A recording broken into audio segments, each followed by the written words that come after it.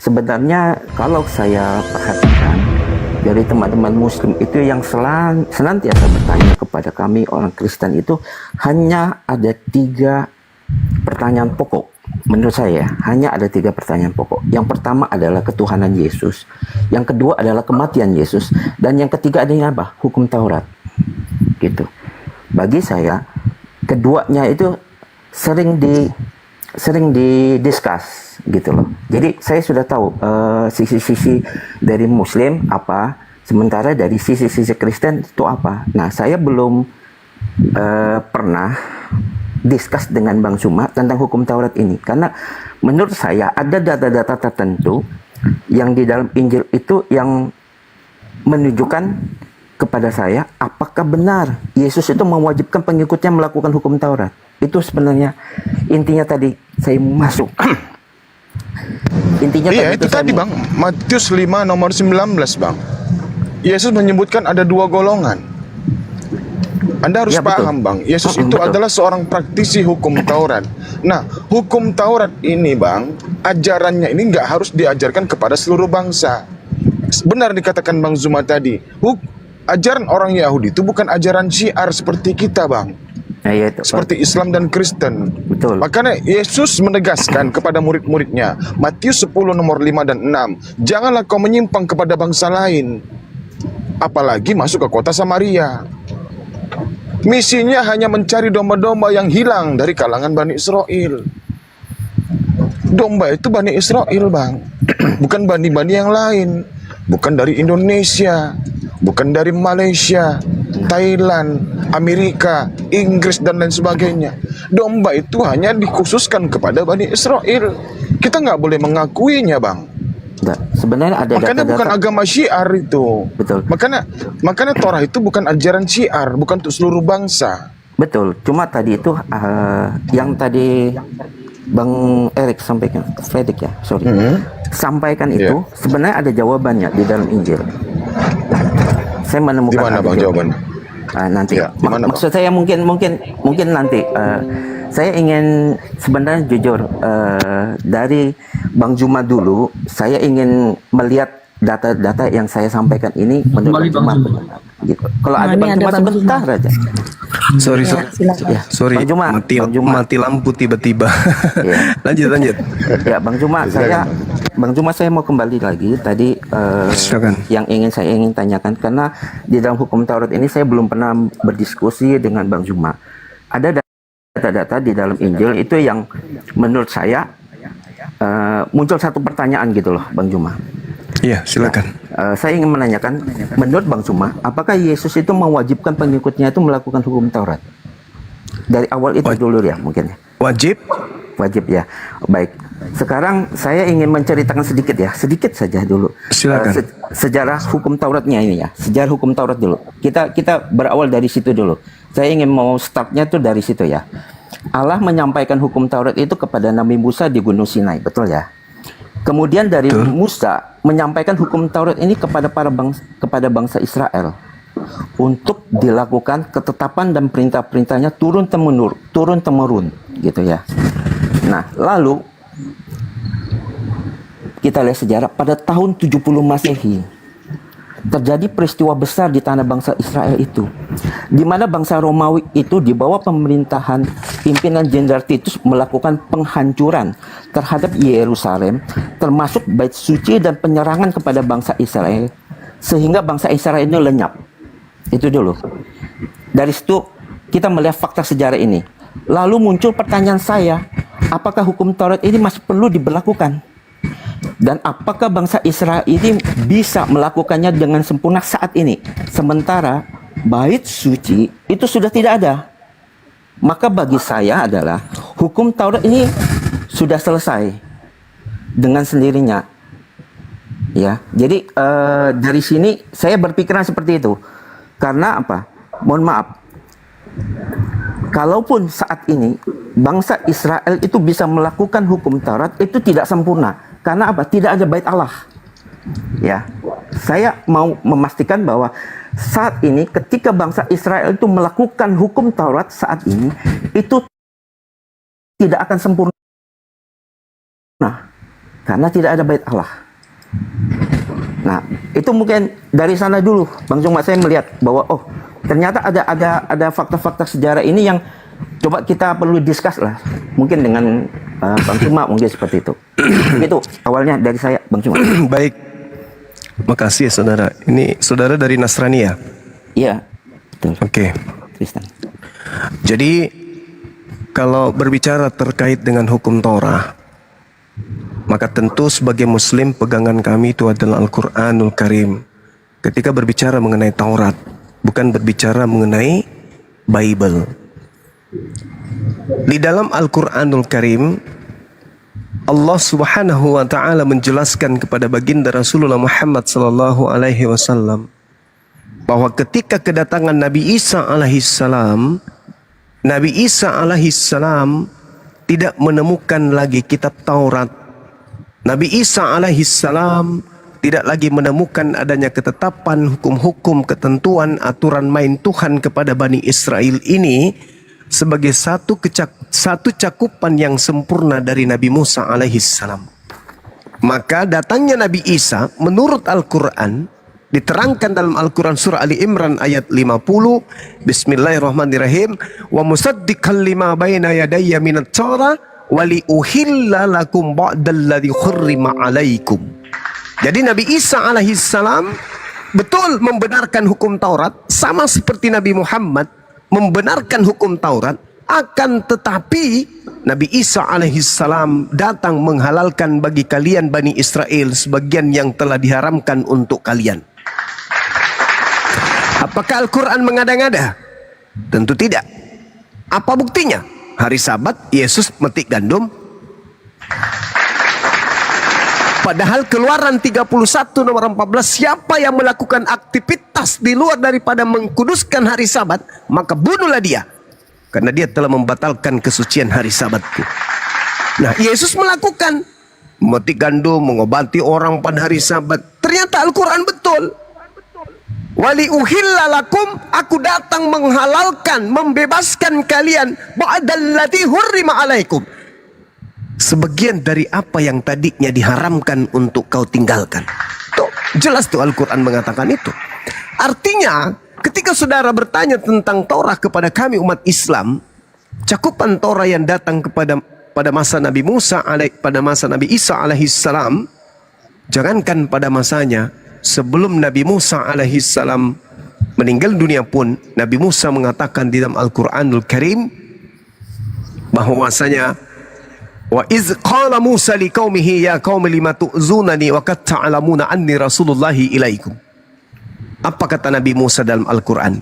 Wahai kaumku, mengapa kamu sering kali menyakiti aku? Kenapa? Padahal kalian tahu bahwa sesungguhnya aku ini adalah utusan Tuhanmu untuk kalian. Nah, apakah itu ada tertuang di dalam kitabnya orang Kristen? Orang Yahudi yang digunakan oleh orang Kristen hari ini? Ada. Contoh di dalam Matius 34, di situ diterangkan, kata Yesus, kata Musanya, sedangkan aku masih ada di tengah-tengah kalian, kalian telah memperlihatkan ketegaran tengkukmu kepada Tuhan, apatah lagi nanti ketika aku tak ada. Nabi Musa kemudian perjanjiannya sering diingkari oleh kaumnya sendiri. Makanya diterangkan di dalam Yeremia 31 itu, 31, 32, 33, endingnya di 34, bahwa Nabi Musa perjanjiannya dengan Tuhan selalu diingkari oleh umatnya. Inilah yang diterangkan oleh Al-Quran. Jadi ketika masa Nabi Musa aja sudah mengalami penyelewengan pengajaran, bagaimana sama Nabi Isa alaihissalam?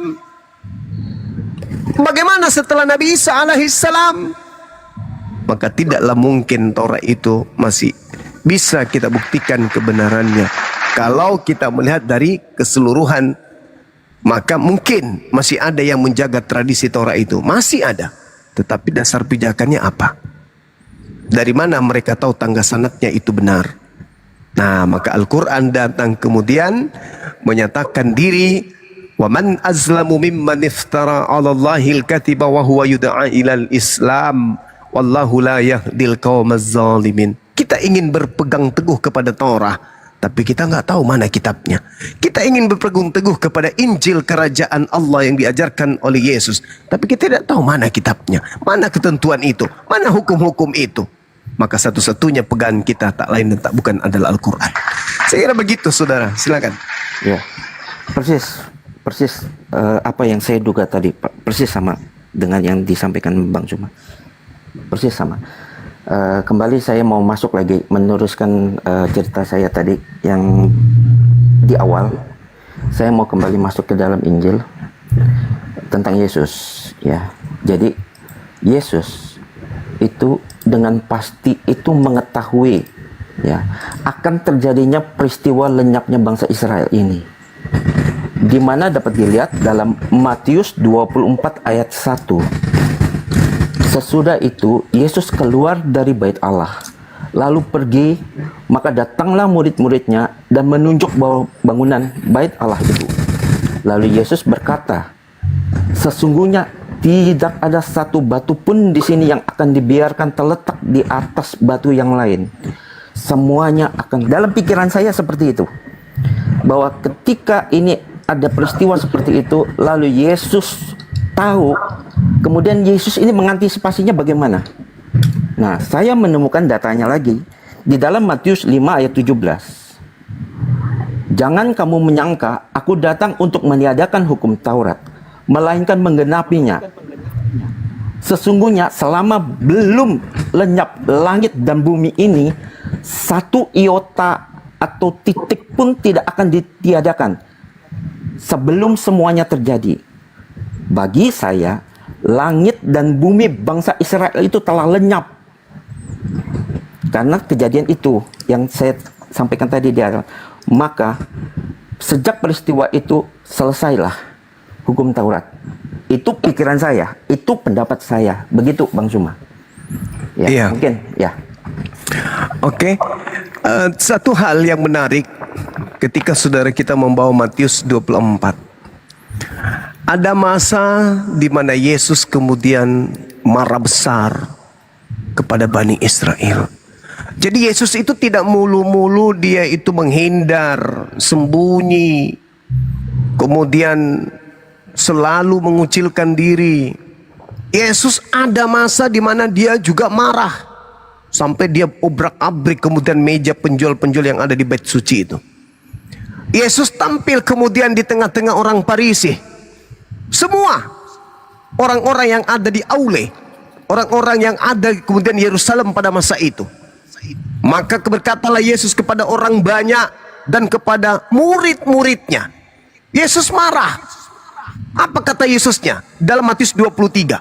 Yerusalem, Yerusalem, engkau yang membunuh nabi-nabi dan melempari dengan batu orang-orang yang diutus kepadamu, berkali-kali aku rindu mengumpulkan anak-anakmu sama seperti induk ayam mengumpulkan anak-anaknya di bawah sayapnya, tetapi kamu tidak mau. Lihatlah, rumahmu ini akan ditinggalkan. Lihatlah, rumahmu ini akan menjadi sunyi. Dan aku berkata kepadamu, kepada kalian wahai ahli Taurat, orang-orang Farisi, mulai sekarang kamu tidak akan melihat aku lagi, hingga kamu berkata, diberkatilah dia yang datang dalam nama Tuhan. Inilah yang diterangkan dalam Al-Quranul Karim surah An-Nisa, dalam prosesi penyaliban terhadap Nabi Isa alaihissalam. Wa immin ahlil kitab illa la yu'minanna bihi qablal mauti wa yawmal qiyamati yakunu alaihim syahida. Matius, Yohanes menerangkan di dalam Yohanes 12 nomor 48, apa kata Yesus? Barang siapa yang menolak aku, dia sudah ada hakimnya, yaitu firman yang pernah aku katakan kepada mereka. Firman itulah kelak yang menjadi hakimnya di akhir zaman. Wa min ahlil kitab illa la yu'minanna bihi qablal mauti wa yaumal qiyamati yakunu alaihim syahida. Tidak ada seorang pun di antara ahlul kitab kecuali beriman kepada Nabi Isa menjelang kematiannya. Pada hari kiamat, dia Nabi Isa akan menjadi saksi bagi mereka. Jadi kenapa ada pertanyaan terkadang tidak sanggup dijawab dengan logika sehat? Kenapa Nabi Isa yang harus terangkat ke langit? Kenapa Nabi Isa yang harus turun kedua kalinya? Kenapa bukan Nabi Muhammad yang harus turun kedua kalinya? Untuk apa Nabi Muhammad turun kedua kalinya? Sedangkan umatnya menerimanya, umatnya tak menuhankannya. Sedangkan Nabi Isa alaihissalam, cakupan kedatangannya yang kedua ada untuk menjadi saksi kepada orang-orang yang telah menuhankan dirinya di hadapan Tuhannya itu sendiri. Makanya orang-orang yang menuhankan Yesus di hadapan Tuhan Yesus, Yesus akan mengusir orang-orang ini dengan mengatakan kalian semua adalah pembuat kejahatan. Nabi Muhammad tidak perlu turun. Nabi Muhammad tidak perlu kemudian keluar dari alam barsyah, karena beliau Nabi Muhammad telah menyelesaikan pekerjaannya. Kenapa Yesus harus turun? Karena Yesus kelak akan menjadi saksi di hadapan Tuhannya ketika dia sudah disidang oleh Tuhan pencipta langit dan bumi. Wa iskalallahu ya Isa bin Maryam a anta qulta linnas takhizuni. Wahai Isa, apakah engkau yang mengajarkan orang-orang ini menuhankan dirimu selain daripada aku? Apa kata Nabi Isa? Qala subhanaka ma yakunu li an aqula ma laysa li bihaqq. Maha suci engkau ya Allah, aku tidak pernah mengatakan apa yang bukan hakku untuk aku katakan. Aku tidak berkata-kata dari diriku sendiri. Apa yang aku katakan adalah apa yang diperintahkan untuk aku katakan dan aku sampaikan. Itu jelas itu. Jadi kedatangan Yesus membuat orang Kristen gembira. Salah Kristen ini, salah sekali. Harusnya kalian takut dengan datangnya Yesus yang kedua kali. Kenapa? Kalianlah terdakwanya. Kalian yang terdakwa. Yesus datang menjadi hakim. Siapa terdakwa? Siapa tersangka? Kalian Kristen. Apa buktinya? Al-Quran menjelaskan itu. Alaihim syahida, alaihim syahida. Dan Yesus berkata, aku tidak mengenal kalian. Kalian semua adalah pembuat kejahatan. Enyahlah daripadaku. Si hakim mengusir siapa pada saat itu? Sang terdakwa. Kemana terdakwa akan pergi? Penjara. Mana penjara itu? Neraka jahanam. Jadi jangan salah saudaraku. Ketika kemudian Al-Quranul Karim menjelaskan hal demikian, Al-Quran datang meluruskan segala fitnahan terhadap Nabi Isa. Namanya pun dipalsukan menjadi Yesus. Maka jelas apa yang dikatakan oleh Yesus di dalam Matius 23. Bahwa orang-orang pengikut angkatan jahat tidak akan mungkin lepas dari api neraka jahanam. Hai ular-ular, hai kamu keturunan ular beludak, bagaimana mungkin kamu dapat meluputkan diri dari hukuman neraka? Sebab lihat, aku mengutus kepadamu nabi-nabi, orang-orang bijaksana, ahli Taurat, separuh di antara mereka kamu bunuh dan kamu salibkan, dan yang lain kamu sesah di rumah-rumah ibadah, dan kau aniaya di kota ke kota. Bagaimana mungkin kamu bisa meloloskan dirimu dari api neraka jahanam? Ini jelas ini. Sementara orang Kristen berada di posisi mana? Halilintar, Tuhan kita mati dan bangkit kembali. Set, diam. Kalian tidak sadar, Yesus memberikan dua tanda. Tanda yang pertama, anak manusia keluar dari tengah kuburan. Tanda yang kedua, anak manusia keluar dari tengah langit. Di mana posisinya Kristen? Posisi Kristen sayang sekali berada pada posisi anak manusia keluar dari tengah kuburan. Sedangkan keluar dari tengah kuburan pada hari ketiga itu adalah tanda untuk angkatan jahat. Sedangkan tanda untuk angkatan benar adalah anak manusia akan keluar dari tengah langit. Subhanallah. Mana bukti bahwa angkatan benar itu diberi tanda bahwa anak manusia akan bangkit dan akan keluar di tengah langit? Al-Quran surah As-Sukhruf ayat 61, Matius 24 nomor 27, 20 dan juga nomor 30. Wa innahu la ilmul lisa'a fala tamtarunna biha wattabi'un hadza siratul mustaqim. Tanda benar adalah Nabi Isa alaihissalam akan tampil di tengah-tengah langit dan seluruh manusia akan menatapnya sebagaimana yang dituliskan oleh kitab Matius 24 nomor 27. Tanda kedatangan Yesus yang benar adalah anak manusia Yesus akan tampil di tengah langit, sama seperti Al-Quran surah As-Sukhruf ayat 61. Sedangkan yang tampil di tengah kuburan itu adalah tanda untuk angkatan jahat, dan Kristen sayangnya percaya kepada kebangkitan hari ketiga. Saya kira begitu saudara Nasrani. Mohon maaf jika kemudian Anda tidak menerima, tidak mendapatkan poin dari jawaban saya. Silakan. Iya, ya, nggak apa-apa, nggak apa-apa. Saya senang berdiskusi seperti ini untuk menyempurnakan iman saya, Bang Juma. Itu selalu saya katakan. Terima kasih, Bang Juma. Saya lebih suka ke Bang Juma bukan lebih suka, maksudnya saya senang berdiskusi dengan Bang Zuma karena menurut saya Bang Zuma memiliki data-data di dalam Injil dari Matius, Markus, Lukas, Yohanes yang dapat disesuaikan. Jadi di dalam pemikiran saya tadi, sebelum Bang Zuma naik, tadi Bang Zuma ada di bawah sebelum naik, saya sudah mengatakan teman-teman ini selalu ada 3 pokok.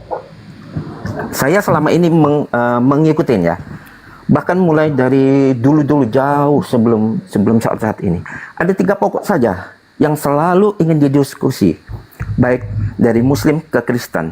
Apa itu? Pertama, masalah ketuhanan Yesus. Yang kedua, masalah kematian Yesus. Dan yang ketiga adalah masalah hukum Taurat. Tadi Bang Zuma masuk ke dalam ketuhanan Yesus dan masuk ke dalam kematian Yesus. Saya tidak masuk ke sana dulu Bang Zuma, karena saya sudah pernah berdiskusi dengan Bang Zuma, saya sudah dapat poin-poinnya dan kita pernah berdiskusi di sana. Tetapi di dalam hukum Taurat ini saya belum pernah diskusi sama Bang Zuma. Makanya saya ingin kembali menarik ke Bang Zuma masuk, bahwa Bang Zuma tolong melihat, pertanyaan saya kembali ulang. Apakah Yesus ini mewajibkan pengikutnya itu melakukan hukum Taurat? Gitu loh. Jadi mohon maaf, saya ingin Bang Zuma masuk kembali ke dalam Injil dulu. Saya tadi poinnya yang Bang Zuma sampaikan dari Al-Quran itu kok sepertinya persis sama dengan pikiran saya gitu loh. Jadi tadi saya katakan bahwa persis sama pikiran saya dengan apa yang tadi pertama kali Bang Zuma sampaikan. Tetapi saya ingin masuk lagi ke dalam poin-poin saya bahwa hukum Taurat ini, Yesus ini mewajibkan enggak? Karena ketika nanti Yesus enggak ada ini, hukum Taurat ini yang mau saya bahas sebenarnya poinnya saya. Bang Zuma paham ya? Moga-moga Bang Zuma paham maksud saya. Karena apa? Ketika Yesus ini sudah nggak ada, ini hukum Taurat ini wajib atau tidak diikuti oleh pengikutnya? Mohon maaf, pengikutnya, saya mengakui bahwa saya pengikut Yesus gitu loh. Jadi hukum Taurat ini wajib tidak dijalankan. Nah, kembali lagi saya tadi menekankan bahwa hukum Taurat itu bukan hanya berisi tentang isinya itu bukan hanya tentang masalah keesaan Allah, ya betul.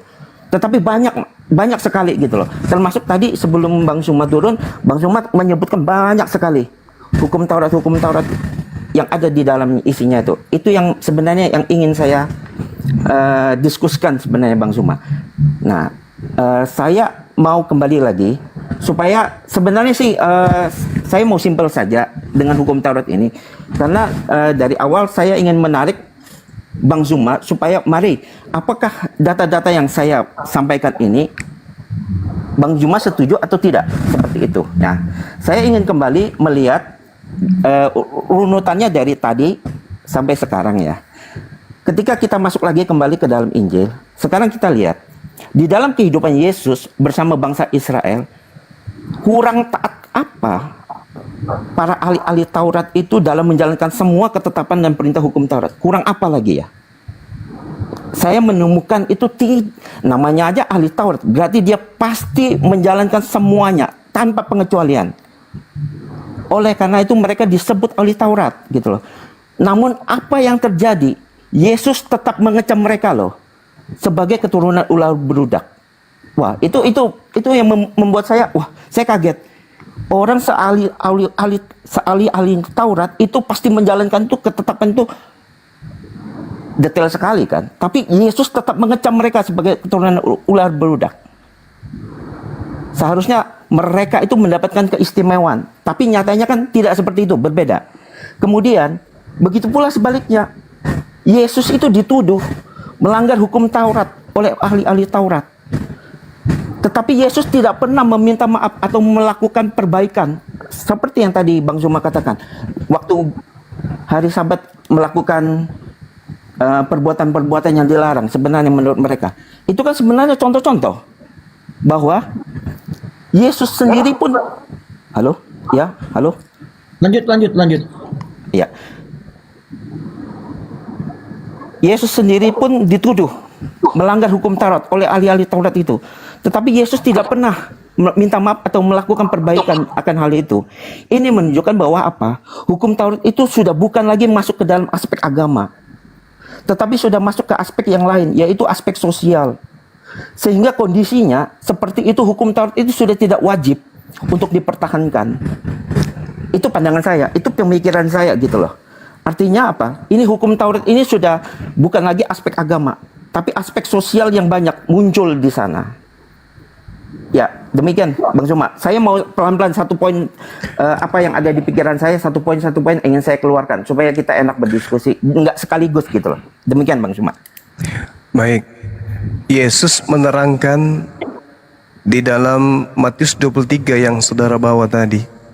Ahli-ahli Taurat dan orang-orang Farisi telah menduduki kursi Musa, katanya. Sebab itu, turutilah dan lakukanlah segala sesuatu yang mereka ajarkan ke kamu, turuti perbuatan-perbuatan mereka. Karena mereka mengajarkannya tetapi tidak melakukannya. Itu yang pertama. Kemudian yang kedua, ketika Yesus ditanya oleh muridnya di Matius 19, Guru, apa yang harus aku lakukan supaya aku bisa memperoleh hidup yang kekal? Jawaban Yesus itu simpel. Lakukan segala perintah Tuhan. Sudah wahai guru, kalau begitu jual seluruh hartamu. Sudah, kamu lakukan. Pemuda ini agak pusing. Wah, bahaya ini kalau jual seluruh harta. Kalau itu sudah kau lakukan, kata Yesus, barulah kau mengikuti aku. Artinya bahwa seorang yang benar dalam kehidupan keberagamaannya, rutinitas agamanya harus berlandaskan terhadap apa yang dipraktekkan oleh Yesus. Nah, apakah Yesus masih mengkuduskan hari Sabat? Tidak. Terbukti hal itu terjadi, bukan? Maka tak ada sedikit pun beban bagi kami umat Islam ketika dikatakan bahwa Yesus sudah tidak lagi melanggengkan hukum Torah. Kenapa? Karena kehilangan arah. Kehilangan arahnya itu kemudian dia hanya datang membenarkan hukum Torah yang datang kepada Nabi Musa alaihissalam, tetapi dia sendiri memiliki kemudian kaidah pengajaran yang tersendiri. Yang ketiga, Yesus mengatakan dalam Matius 5 nomor 20, jika hidup keagamaanmu tidak lebih baik dari kehidupan keagamaan ahli Taurat, maka engkau tidak akan masuk ke dalam kerajaan surga. Berarti poinnya, orang bisa masuk surga bukan hanya sekedar melaksanakan hukum Torah, tetapi masih ada hukum-hukum di luar daripada itu. Al-Quran menjelaskan kemudian, A'udzubillahi minasyaitonirrajim. Bismillahirrahmanirrahim. Qul ya ayyuhan nas, inni rasulullahi ilaikum jami'a. Nilladzi lahu mulkus samawati wal ard. La ilaha illa huwa yuhyi wa yumit. Fa'aminu billahi wa rasuli nabiyil ummil ladzi yu'minu billahi wa kalimatihi wattabi'uhu la'allakum tahtadun. Katakanlah kepada seluruh manusia, wahai manusia, sesungguhnya aku ini utusan Allah bagi kamu semua yang memiliki kerajaan langit dan bumi. Tidak ada utusan, tiada Tuhan selain Dia, serta yang menghidupkan dan yang mematikan. Maka berimanlah kepada Allah dan Rasulnya, yaitu Nabi yang ummi, yang tidak sanggup membaca kitab-kitab sebelum Al-Quran, yang beriman kepada Allah dan kalimat-kalimatnya dan kitab-kitabnya. Ikutilah Dia agar kamu mendapatkan petunjuk. Dari ayat ini kemudian diterangkan selanjutnya oleh Allah Subhanahu wa taala bahwasanya ketika Nabi Musa itu datang kepada kaumnya untuk memberi petunjuk kepada kaumnya, kaumnya kemudian tegar tengkuk terhadap hukum yang didatangkan oleh Tuhan kepada mereka.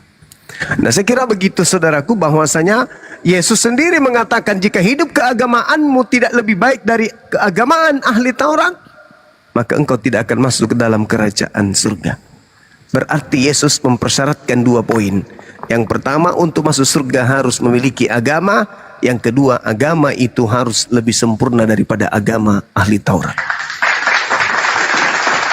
Silakan. Ya, baik.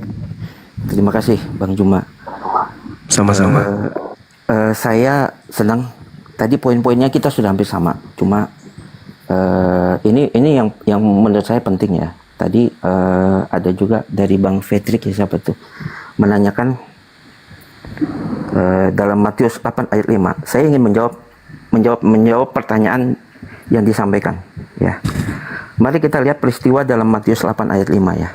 Ini mungkin jawaban saya kepada teman-teman muslim yang selalu menanyakan, menyampaikan bahwa Yesus datang hanya kepada Bani Israel, bangsa Israel ya. Jadi jawaban saya di sini. Moga-moga teman-teman yang lain tadi sebelum Bang Juma naik ada juga yang menanyakan kepada saya seperti itu, Bang Juma. Jadi sekaligus saya ingin menjawab bahwa jawaban perkataan Yesus, aku datang hanya untuk kepada bangsa Israel, itu bisa kita lihat di dalam peristiwa dalam Matius 8 ayat 5. Saya bacakan ya sebentar. Datanglah seorang perwira dan memohon kepada Yesus, katanya, "Tuan, aku tidak layak menerima Tuhan di dalam rumahku. Katakan saja sepatah kata, maka hambaku itu akan sembuh." Ini seorang perwira loh, dari bangsa Romawi yang meminta kepada Yesus untuk menyembuhkan bawahannya yang sakit. Bangsa Romawi ini yang saat itu menjajah, menindas dan menekan bangsa Israel. Ya, meskipun demikian Yesus tetap ya melihat bahwa kalau ini bangsa lain, seharusnya Yesus tidak perlu repot-repot menyembuhkan, betul ya? Karena ini bangsa lain. Kalau perkataan Yesus, aku datang hanya untuk kepada bangsa Israel, ngapain repot-repot Yesus ini menyembuhkan orang Romawi ini? Ya. Kalau perkataan tadi, Yesus datang hanya untuk bangsa Israel. Ya, saya ingatkan lagi. Tetapi apa yang terjadi sangat berbeda. Yesus tetap menyembuhkan. Alasannya apa? Bagi saya, kenapa ini bisa terjadi? Karena bangsa lain yang percaya akan keselamatan datang dari Yesus. Bahkan Yesus sendiri terakhir kali memuji dengan berkata apa? Sesungguhnya iman sebesar ini tidak pernah aku jumpai pada seorang pun di antara orang Israel. Nah, jadi kesimpulan saya adalah, tadi teman-teman semua di atas menanyakan bahwa Yesus itu hanya untuk bangsa Israel. Ini ada satu peristiwa seperti ini. Kesimpulan saya adalah perkataan Yesus ini kepada seorang perwira yang bukan dari bangsa Israel, tetapi dia percaya bahwa keselamatan itu datang dari Yesus. Jadi saya pun mengimani seperti itu gitu loh, bahwa bangsa lain yang bukan bangsa Israel yang percaya kepada Yesus akan datang juga mendapatkan keselamatan. Ya, jadi teman-teman yang tadi menanyakan, jawaban saya seperti itu. Ya, ada di dalam Matius 8 ayat 5. Sekian. Terima kasih. Ya. Baik, saya tanggapi ya Bang ya. Ya, silakan. Ketika Yesus masuk ke Kapernaum, datanglah seorang perwira mendapati dia dan memohon kepadanya, "Tuan, hambaku terbaring di rumah karena sakit lumpuh dan ia sangat menderita." Yesus berkata kepadanya, "Aku akan datang menyembuhkannya." Tetapi jawab perwira itu kepadanya, "Tuan, aku tidak layak menerima Tuan di dalam rumahku. Katakan saja sepatah kata, maka hambaku akan sembuh. Sebab aku sendiri seorang bawahan, dan di bawahku ada pula prajurit. Jika aku berkata kepada salah seorang prajurit itu pergi, maka ia pergi, dan kepada seorang lagi datang, maka ia datang. Ataupun kepada hambaku kerjakanlah ini, maka ia akan mengerjakannya." Setelah Yesus mendengarkan itu, heranlah ia dan berkata kepada mereka, kepada pengikutnya, "Aku berkata kepadamu, sesungguhnya iman sebesar ini tidak pernah aku jumpai pada seorang pun di antara orang Israel. Aku berkata kepadamu, banyak orang akan datang dari timur dan barat dan duduk makan bersama dengan Abraham, Ishak dan Yakub dalam kerajaan surga. Sedangkan anak-anak kerajaan itu akan dicampakkan ke dalam kegelapan yang paling gelap. Di sanalah akan terdapat ratap dan gertak gigi." Lalu Yesus berkata kepada perwira itu, "Pulanglah, jadilah kepadamu seperti yang engkau percaya." Maka pada saat itu juga sembuhlah hambanya. Jadi gini saudara, ini kejadian pernah juga terjadi kepada seorang wanita Kanaan. Ketika seorang wanita Kanaan teriak-teriak ingin anaknya disembuhkan, maka Yesus mengajak muridnya kemudian untuk mengusir orang tersebut. Tapi orang itu sungguh-sungguh serius. Dia benar-benar yakin bahwa yang bisa menyembuhkan adalah Yesus. Dia datang. Yesus mengatakan, aku diutus hanya kepada domba yang sesat dari umat Israel. Dan tidak layak kemudian roti yang disediakan untuk anak diberikan kepada anjing. Apa jawaban wanita itu? Benar Tuhan. Tapi bukankah anjing makan sampah yang jatuh dari meja tuannya? Yesus selalu mengatakan, besar imanmu ibu, jadilah seperti apa yang engkau inginkan. Maka seketika anak wanita tersebut sembuh. Kalau saya menilai terjaran Yesus, yaitu untuk datang menyelamatkan Bani Israel, karena memang Bani Israel ini adalah umat pilihan tadinya, yang membangkang, kemudian setelah melakukan perjanjian-perjanjian lantas diingkari perjanjian-perjanjian itu. Maka Tuhan kemudian mengutus Yesus kepada mereka agar mereka kembali kepada hukum yang telah diperjanjikan kepada Nabi Musa. Nah, terkait dengan prajurit tadi, seibarat seorang dokter yang diutus kemudian ke Jakarta, di dalam perjalanannya di tol Bandung antar Jakarta dengan Bandung, ada orang yang pingsan kemudian. Sebagai seorang dokter, tentu kode etiknya, meskipun dia diutus kepada orang yang ada di Jakarta, tapi karena dia adalah seorang dokter, dia adalah seorang pengusap, maka ketika itu dia bisa menyembuhkan atau mengobati orang yang ada di tol Cipularang. Begitulah Yesus. Ketika dia datang, kemudian dia melihat ada orang percaya kepada dia, boleh dia obati, boleh. Kenapa tidak? Karena itu adalah kode etik. Dia diberi wahyu, dia diberi mukjizat oleh Tuhan. Bukan dikatakan barang siapa kamu datang hanya untuk mengobati, tidak. Tapi ketika berbicara mengenai berbicara mengenai konsep ketuhanan, ketika berbicara mengenai konsep keberadaannya sebagai Mesias, maka dia diutus hanya untuk kepada Bani Israel saja. Tapi mengenai mujizat-mujizat, kepada siapapun dia boleh lakukan itu. Karena itu adalah merupakan kode etik sebagai seorang yang diutus oleh Tuhan sebagai duta Tuhan di atas muka bumi. Maka Yesus mengatakan, aku belum pernah melihat iman seperti ini di tengah orang-orang Israel. Kenapa? Seorang prajurit ini begitu tunduk kepada Yesus, begitu sopan, begitu hormat kepada Yesus. Sedangkan orang-orang Israel justru menolaknya, justru melemparinya batu, bahkan berupaya ingin membunuhnya. Ada di luar Israel yang memperlakukannya begitu hormat. Maka Yesus mengatakan, jadilah seperti apa yang engkau percaya. Tapi bukan berarti merusak tatanan bahwa Yesus itu diutus hanya untuk Bani Israel, enggak. Tetap saja, maka kami pun umat Islam kena imbasnya.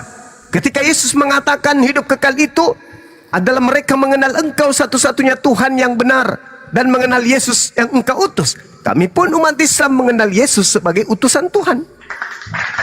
Maka dikatakan kemudian dalam data itu, kamu akan melihat orang datang banyak dari timur dan barat dan duduk makan bersama dengan Abraham, Ishak dan Yakub di dalam kerajaan surga. Siapakah mereka ini?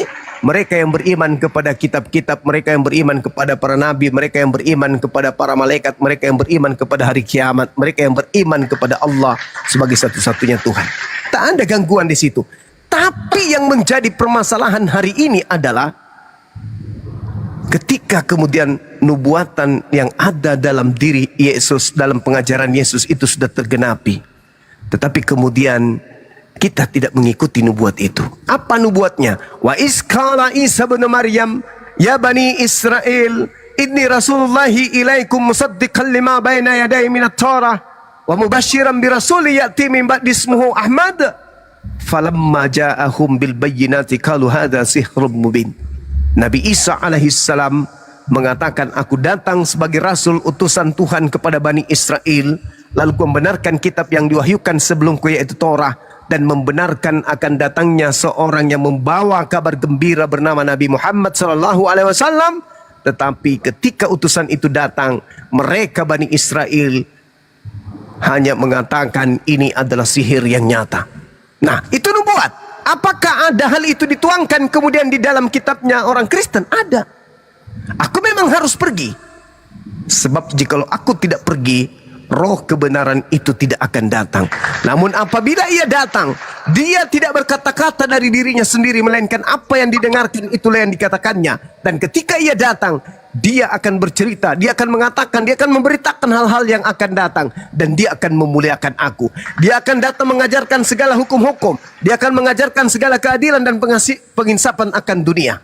Siapa yang datang setelah Yesus? Roh kebenaran. Siapa roh kebenaran yang datang yang tidak berkata-kata dari dirinya sendiri, melainkan apa yang disampaikan adalah yang diterima dari Tuhannya untuk ia katakan. Dan siapa dia yang memuliakan Yesus? Paulus? Tidak mungkin. Satu-satunya adalah baginda Rasulullah Muhammad sallallahu alaihi wasallam. Yohanes 16 nomor 7 sampai nomor 15 jelas indikasi datangnya seorang nabi, roh kebenaran. Itu tidak bisa dipungkiri bahwa yang datang mengajarkan hukum-hukum, segala hukum dan keadilan pengisapan dunia akan dosa dan juga memuliakan Yesus hanya baginda Rasulullah Muhammad sallallahu alaihi wasallam. Tak ada yang lain. Saya kira begitu, Ibu. Allahumma salli wa sallim wa barik alaihi. Kalau saudara kemudian mengatakan bahwasanya Yesus itu bukan hanya untuk Bani Israel, saya katakan ya. Siapapun, kami umat Islam juga beriman kepada beliau. Tetapi dalam hal akidah, tapi dalam hal ajaran, keagamaan, beliau diutus hanya untuk kaumnya Bani Israel saja. Tapi kalau anda ingin beriman kepadanya, silakan. Tidak ada paksaan. Tidak ada larangan kemudian, jangan kau imani aku, jangan kau terima aku. Tak ada itu. Orang Kanaan diobati anaknya. Orang kemudian prajurit Romawi diobati juga prajuritnya. Akan tetapi jangan anda menganggap Yesus itu untuk anda, lantas anda jadikan Yesus itu Tuhan. Tapi kalau Yesus untuk anda jadikan Yesus sebagai utusan Tuhan yang datang kemudian untuk sebagai jalan keselamatan manusia, silakan aja. Tak ada larangan untuk itu. Tetapi kalau sudah datang Islam kepada saudara, maka berimanlah kepada Nabi Muhammad dan berimanlah juga kepada Yesus alaihi salam. Saya kira begitu. Silakan. Ya, terima kasih Bang Juma. Saya sebenarnya Sama-sama. saya dari tadi Bang Juma sepertinya ingin masuk tentang masalah ketuhanan Yesus, tapi saya nggak ke sana dulu. Saya ingin tetap fokus di hukum Taurat dulu ya. Dari tadi ketarik keluar ke sana, tapi nggak apa-apa. Saya cuma mau titip pesan saja kepada Bang Juma ya. Karena seringkali Bang Juma dan teman-teman itu mengatakan ataupun mungkin iya mungkin tidak, mohon maaf kalau salah ya Bang Juma ya, mohon maaf ya, saya minta maaf dulu nih Bang Juma, mohon maaf, jangan pernah lagi mengatakan perjanjian lama itu adalah Islam atau sering didengar menyebutkan Yesus itu adalah Islam. Nanti teman-teman sendiri loh yang akan kerepotan. Perjanjian lama itu adalah milik orang Israel. Dan sekarang kali alasannya karena Yesus, mohon maaf, disunat, puasa, mati di kafan. Maka Yesus itu disebut Islam. Pendapat itu menurut saya perlu direvisi. Karena nanti teman-teman sendiri yang kerepotan. Karena bukan hanya Yesus sendiri yang melakukan pada saat itu pekerjaan-pekerjaan itu. Tetapi semua bangsa Israel melakukan hal yang sama. Kalaupun dipaksakan, pertanyaan saya adalah apakah teman-teman mau disebut Islam adalah Israel? Ataupun sebaliknya Israel mau disebut Islam? Pasti tentu tidak kan? Ya, jadi semoga pandangan teman-teman itu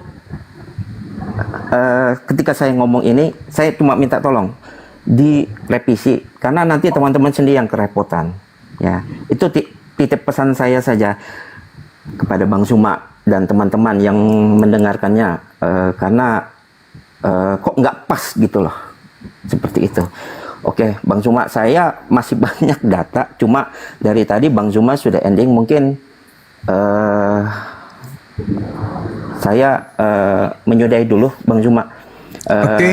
data-data saya ini. Jadi sebenarnya masih ada, cuma saya melihat Bang Suman dari tadi sudah mendekati mau ending. Jadi ya titip saya, pesan saya terakhir itu yang tadi itu saya sampaikan. Itu aja Baik. dari saya, Bang Suman. Terima Baik, kasih. saudara. Baik. Baik. Sama-sama. Ya, jadi saya sikapi pernyataan Anda yang terakhir. Saya menghargai itu. Tapi ada satu hal yang perlu menjadi catatan penting. Islam itu artinya selamat, damai sejahtera, kesejahteraan, keselamatan, kedamaian, kabar damai, aman, sentosa. Sedangkan Anda lihat di dalam Yeremia 29 nomor 11. Sebab aku ini mengetahui rancangan-rancangan apa yang ada padaku mengenai kamu. Demikian firman Tuhan. Demikianlah firman Tuhan. Tuhan yang berfirman. Yaitu rancangan shalom. Shalom. Salam. Selamat. Damai sejahtera. Kesejahteraan. Damai sentosa. Tidak was-was. Tidak khawatir. Yakin sepenuh hati akan keselamatan. Shalom. Sebab aku ini mengetahui rancangan-rancangan apa yang ada padaku mengenai kalian. Demikianlah firman Tuhan. Apa rancanganku tentang kalian? Yaitu rancangan damai sejahtera. Shalom. Islam. Bukan rancangan kecelakaan. Bukan Kristen yang akan diusir dan tidak dikenal. Tetapi justru Islam. Maka Al-Quran menerangkan kemudian ketika kami berbicara tentang kebenaran. Wa man yarqabu am millata Ibrahim illa man safiha nafsa. Dan orang yang membenci ajaran agama Ibrahim hanyalah orang yang memperbodoh diri. Isqala lahu rabbuhu aslim, qala aslamtu li rabbil alamin. Maka ketika Tuhan berfirman kepada Ibrahim, berserah dirilah, muslimlah, maka dia menjawab, aslamtu, aku muslim, aku berserah diri li rabbil alamin, kepada Tuhan semesta alam. Nabi Ibrahim muslim, berserah diri berarti dia mau selamat, berarti dia Islam. Islam itu netral. Tidak seperti Yahudi. Disebut Yahudi karena hanya untuk keturunan Yakub.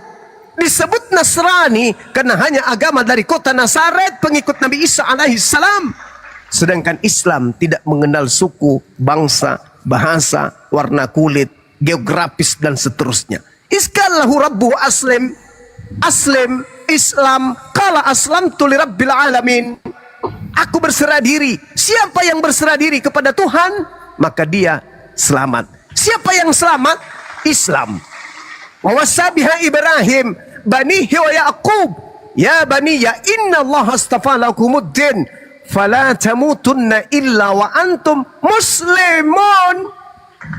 Dan Ibrahim mewasiatkan itu kepada anak-anaknya. Demikian pula kepada Yakub, wahai anak-anakku, sesungguhnya Allah telah memilih agama ini untukmu, maka janganlah kamu mati kecuali dalam keadaan muslim.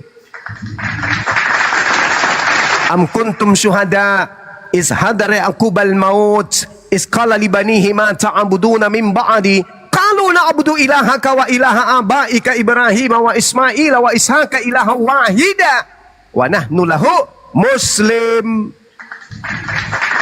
Apakah kamu menjadi saksi saat maut menjemput Yakub, ketika kemudian Yakub berkata kepada anak-anaknya, apa yang kamu sembah wahai anak-anakku sepeninggalku?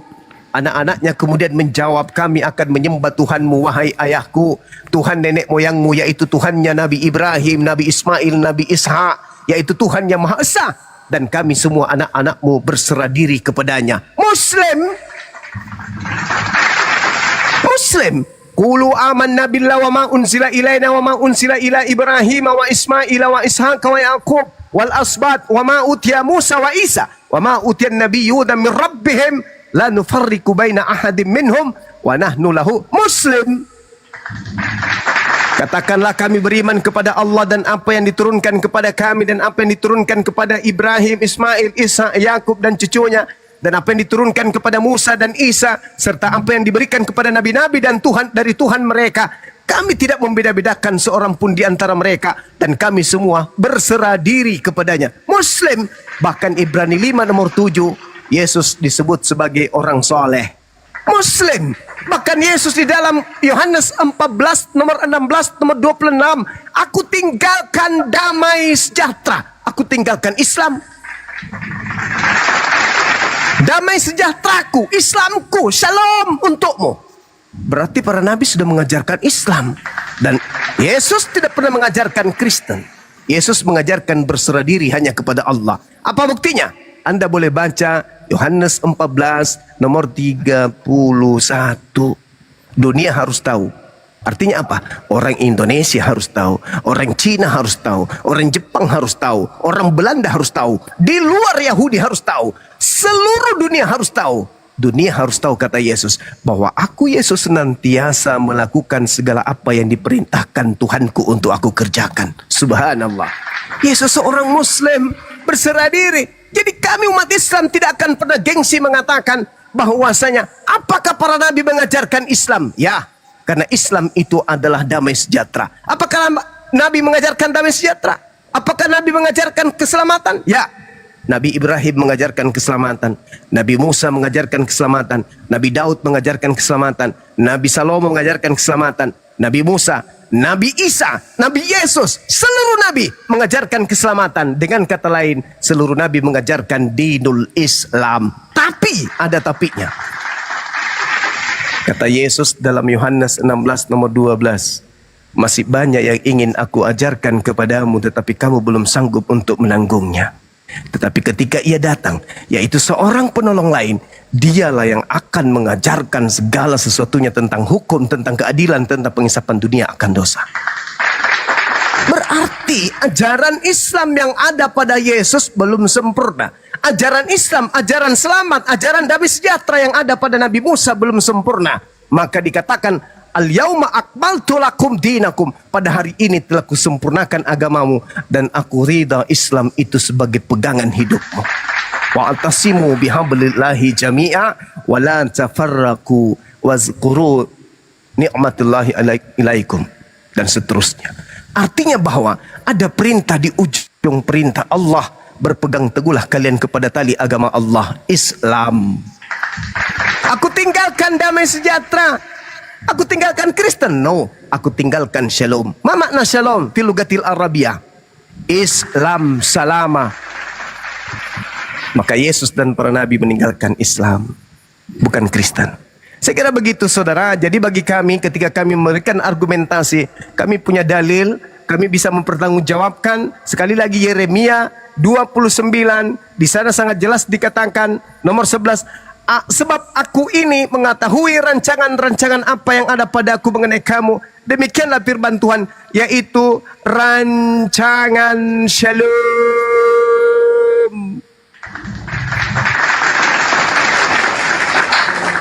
Sekira sudah cukup, saudara. Mungkin ada yang ingin disampaikan oleh teman-teman kita yang lain. Silakan. Ya, baik. Saya minta pamit izin dulu ya. Ya, silakan saudara Nasrani. Sehat selalu. Terima kasih. Ya, sama-sama. Ya. Saya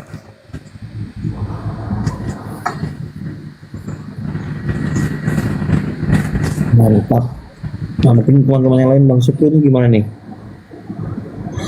Bang Andi, Assalamualaikum. ada Bang Andi dari sekte mana, Bang?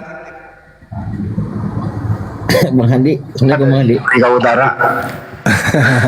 Assalamualaikum warahmatullahi wabarakatuh. Waalaikumsalam warahmatullahi wabarakatuh. Warahmatullahi wabarakatuh. Dalam sehat, selamat malam. Assalam. Merinding aku bang dengar. Masuk, silakan Bang Andi. Masya Allah. Allahu Mandi bang. Akbar. Merinding bang. Masuk Bang Andi. Ya, ada lebih sehat itu. Malam-malam lebih sehat. Tapi kalau demikian juga tidak terbuka pemikiran saudara-saudara Kristen, ya itu terserah mereka ya bang ya. Iya, Tidak bisa bukan tugas kita masalah. hanya memberi peringatan dan memberi ajaran saja. Ya bang. Ya, logika sehat, selamat malam. Macet. Belum mulai ini sudah macet ini. Bang, logika sehat. Aduh. Kacau ini. Tadi sebenarnya itu ada statement dia itu yang membuat dia juga nggak bisa sebenarnya mau kemana gitu. Kata dia tadi hukum Taurat itu udah selesai. Ya kalau udah selesai terus mau ngapain? Ya ke Islam lah, ke Al-Quran. Gitu loh Bang Joma tadi dia ngomong kayak gitu. Hukum Taurat udah selesai. Iya. Ya itu. Nah kalau masih di Nasrani mau ngapain? Yang udah selesai. Emang masih ada ya Nasrani sekarang ini, Bang Handi? Sudah nggak ada ya? Tidak ada kan? Nggak ada. Tidak ada Kristen. Gimana di logika sehat malah bikin lagi. Kayaknya ada Bang Zuma kayaknya. Gimana? Noise. Cek. Oh, gitu. Oh, Bang Handi. Logika sehat, buka mic ya. Logika sehat. Waduh. Selamat malam Bang Juma, Bang Handi. Ada Pak Suki di sini. Mantap. Iya Bang Hos. Ya, silakan tuh. Iya, saya baru naik ya, jadi nggak tahu tadi apa ini ya. Tapi yang jelas si Edis TV sama si RK lagi entah mau rekonsiliasi atau lagi mau belajar si RK-nya. Tapi yang jelas yang tadi saya dengar si Edis TV udah berkata bahwa nggak setara, Bapa dan Yesus itu nggak setara. Itu baru mantap. Belum pernah dia mengatakan itu. Tadi dia mengatakannya, mantap. Itu. Semakin terguncang berarti orang-orang di Semakin terguncang Oten, betul. Semakin terguncang Oten. Tapi itu Alkitabiah. logika sehat. Lah Oten. Oh. Jadi terguncang Oten juga. yang waras Alkitabiah. Iya. Iya betul tuh. Terguncang. Tepat sekali kata Bang Juma itu. Terguncang Oten. Karena selama Mereka ini berharap jawabannya nggak seperti itu. Ternyata seperti itu. Wah. Dan Diam Edis dia, ini Kak. mereka suka tiba-tiba mengecewakan mereka, itu bahaya itu. Iya. Dibenci dan disuka, itulah dia mungkin jadinya tepatnya. Iya. Benci tapi rindu. Disuka ketika Edis menghujat Islam, dibenci ketika dia mengatakan Yesus tidak setara dengan Bapa. Tapi yang lebih konyol lagi tadi Bang Juma, si Bang Rudi Iskariot. Apa katanya? Ternyata dia honest ternyata, tapi ngaku-ngaku Tritung. Kan itu yang kebanyakan terjadi. Oh, Itu iya, ngaku-ngaku iya honest tapi ngaku Tritung. Tapi atau dia nggak sadar kalau dia sebenarnya honest, dia selalu ngaku Tritung. Nah, Malu jadi, mungkin juga, tadi, bisa jadi dia malu. Iya, bisa jadi malu ya betul. Malu Iya. kayaknya si Rudi sekarang sebenarnya malu jadi honest. Cuma enggak.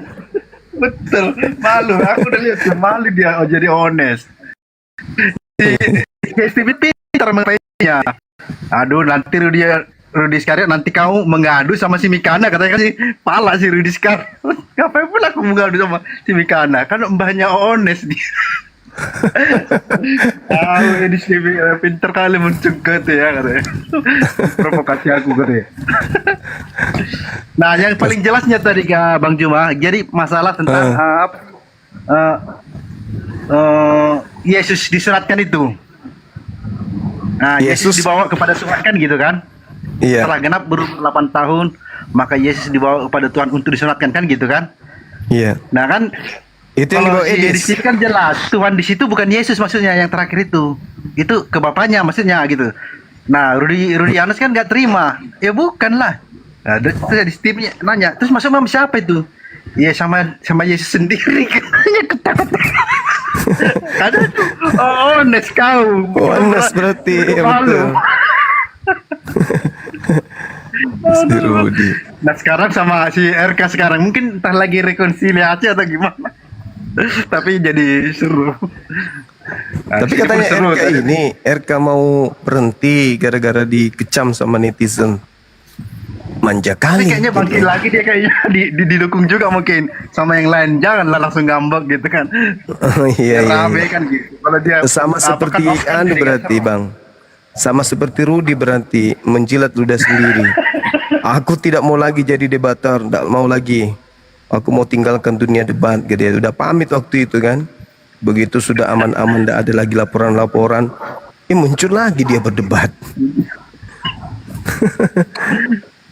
kayak anak-anak ya kan ngegertak ininya, ngegertak netizen. Betul. Netizen digertaknya. Aku tidak mau lagi kata dia gitu. Nah, kita ini bukan siapa-siapa tanpa netizen. Cobalah kita bicara. Cuman berdua di sini tidak ada yang nonton. Baru 1 jam udah tidur. Karena ada netizen yang ngetik di bawah, yang tepuk tangan di bawah, yang ada di YouTube, yang menyaksikan kita. Makanya kita meskipun ngantuk tetap semangat gitu loh. Bagaimana saudara-saudara netizen? Benar nggak? Benar dong. Itu kayak mesin ketik itu. Di bawah itu. Nah, ketikan di YouTube kencang, yang dibawa TikTok kencang tuh. Coba kalau cuman kita di sini, siapa yang mau lihat Bang Suki berjam-jam? Nggak ada. Jadi netizen itu nggak perlu dikecam, ditegur sedikit-sedikit boleh, sebagai intermezzo, sebagai retorika aja. Tapi kalau sampai dimarahi, ku lihat pitinya itu dia marah-marah sama netizen. Kenapa ini? Netizen pula diajak bersumpah. Ada gangguan jiwa itu kalau netizen yang dilawan. Netizen mah bebas. Iya. Oke lah, Bang Juma dan semuanya, aku mau turun dulu. Biar Ntar naik dulu. Onenes ya kan. Ntar Kalau dulu, aku jadi naik dulu Onenes kamu. kan naik. Ntar dulu kamu, mereka kongsi pecah ini. Mungkin lagi proses rekonsiliasi nih, cuman agak berliku-liku jalannya. Oke lah, begitu dulu. Susah mereka konsili. Susah. Kenapa? Karena iri hati itu loh. Masalah donasi. Susah kalau udah berbicara duit, nggak bisa akur itu orang.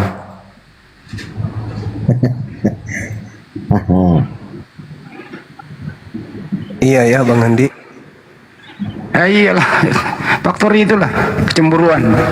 Dari dulu kan di Zoom, siapa yang gede, dia yang di sentimen. Dulu Mikana kan gede tuh followernya gitu, sentimen sama Mikana. Giliran Mikana berganti Denom, ditinggal. Sekarang Edis dijual ke luar negeri, diekspor. Karena di sini kayak barang gitu, diekspor untuk menghujat, banyak followernya. Setelah tahu Edis saksi Jehovah, yang pernah ngasih duit ke dia kayak nggak ikhlas deh. Ada ibu-ibu tuh jadi korbannya gitu. Mulai di mana ada mau mendukung saksi Jehovah, Yesus bertuhan. Hilanglah ciri khas Kristen kalau Yesus punya Tuhan. Hilang Kristennya di situ, dianggap sesat. Datang wak labu seakan Trinitas, padahal cara menjelaskannya ke Wanes juga. Datang Wanes, bapak yang tertikam. Udah, gimana mau konsili itu? Pendapat yang paling basic berbeda, susah. Jalan keluarnya konsilinya syahadat, selesai. Ya Banyuma ya, konsilinya di situ syahadat. Betul sekali, betul.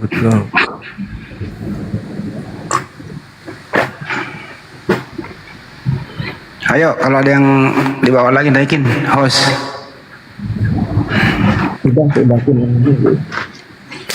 Ngomong-ngomong, Bang Iqbal masih gawe ya? Masih di sekarang lagi di Bontang itu. Kemarin saya telepon tuh Bang Andi. Bagi tim Oke lah, yang penting beliau sehat dulu lah.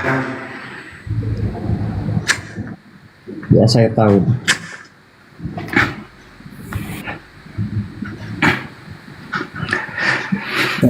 Kalau hukum Taurat sudah tidak berlaku atau sudah selesai, ya sudah. Yahudi itu tekar tengkuk teman-teman. Ada nabi sesudah Nabi Musa dia nggak terima. Ya, masuk suaranya masuk. Itu Yahudi itu. Yes. Ya, masuk. Yahudi di zaman Nabi Musa yang taat kepada Nabi Musa, Yudaism itu ya selamat. Nasrani atau Nasara yang taat kepada Nabi Isa alaihissalam atau Yesus, kalau mau disamakan, ya soal selamat. Tapi di zaman itu ya semua ya. Iya, Sekarang gimana? Mau kemana? Iya, Bang Handi, terkait dengan bencana di Sumatera, Ya, API belum secara resmi membuka donasi untuk teman-teman kita di sana ya. belum. Nah ini Belum juga ada komando ini. harus menjadi perhatian juga Bang Andi. Jadi teman-teman sekalian, ada dua hal besar yang membutuhkan kerjasama dari teman-teman Muslim. Yang pertama terkait pergerakan API terhadap mereka yang melakukan penistaan, dan yang kedua terkait dengan musibah yang sedang melanda, ujian yang sedang terjadi di Sumatera.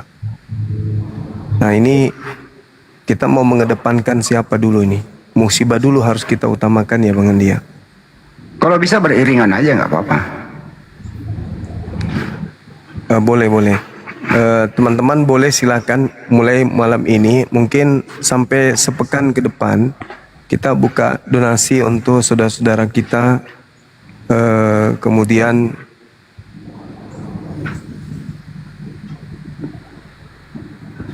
kita kumpul donasi lah intinya untuk sahabat-sahabat kita yang kena musibah. Nah saya dengar-dengar Bang Faruk juga ada musibah ya. Bang Faruk juga kena imbas daripada daripada bencana ini. Untuk itulah saya selaku bagian daripada Apologet Islam Indonesia malam ini secara resmi membuka open donasi untuk bencana yang ada, dan berharap kepada seluruh komal-komal Islam, khususnya Apologet Islam Indonesia, tanpa memandang bulu siapapun dia yang ada yang kena bencana, mau dia Muslim, mau dia Nasrani, Kristen, Hindu, Buddha, ateis, adalah kewajiban kita sebagai seorang Muslim untuk membantu saudara-saudara kita yang kena musibah terlepas apapun agamanya. Untuk itu, sekali lagi secara resmi, saya mendahului ketua dan pengurus lain untuk membuka donasi yang ditujukan kepada saudara-saudara kita yang ada di Sumatera, baik itu Sumatera Barat maupun yang ada di Sumatera Utara. Di samping itu nanti teman-teman yang mana tahu mau langsung menyalurkan open donasinya untuk pergerakan API dan juga untuk untuk musibah. Silakan Bang Handi. Ya, Maaf saya terpotong-potong karena saya baca komennya. Silakan. jadi Sumatera Aceh ya, teman-teman. Jadi Sumatera Aceh. Tapi Aceh masih Sumatera juga kan ya. Jadi Sumatera Aceh lah ya teman-teman. Jadi perintah Sumut dan Aceh ya. Iya, Sumatera Aceh teman-teman. Sumut Aceh. Oh siap. Jadi malam hari ini kita buka secara resmi gitu ya, untuk teman-teman yang ingin berbagi kepada saudara-saudara kita Sumut Aceh yang sedang mengalami musibah. Malam ini resmi dibuka dari Apologet Islam Indonesia atau Yayasan Apologet Islam Indonesia membuka untuk membantu saudara-saudara kita yang kena musibah. Nomor rekening Yayasan Apologet Islam Indonesia itu 75 kali 51770 Bank BNI atas nama Apologet Islam Indonesia. Itu sih teman-teman, bisa kita buka mulai malam ini sampai 1 minggu ke depan. Berapa tadi Bang Handi? 75 kali Iya, 51770. 770. Ya. Berarti 5-nya 6 ya Bang Andi? Kita pakai spray dulu.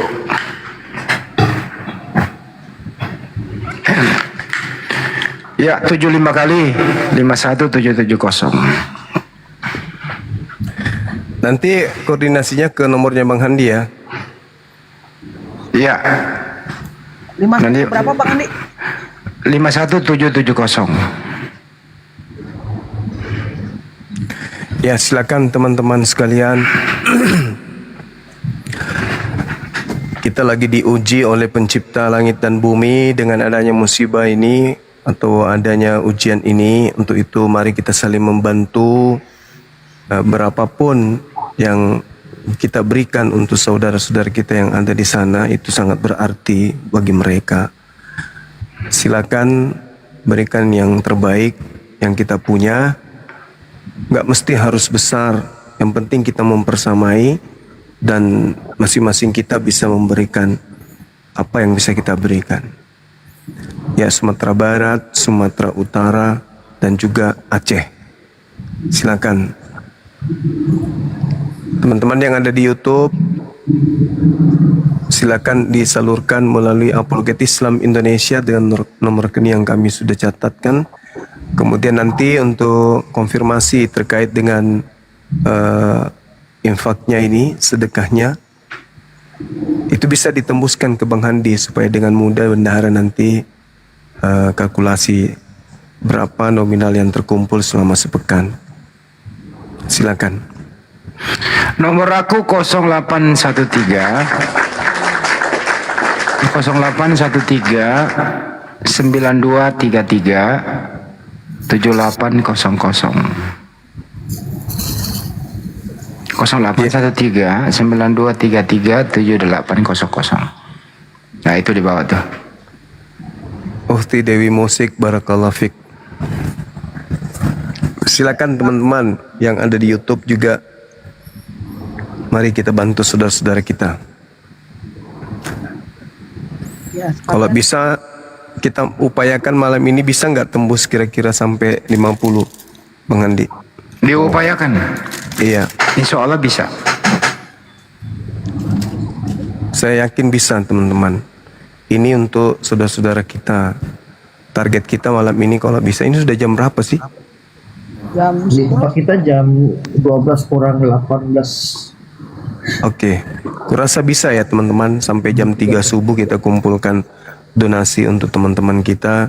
Kita upayakan malam ini 5 JT, 50 JT. Begitu juga nanti malam-malam berikutnya. Pasti bisa, insya Allah. Pasti bisa. Insyaallah.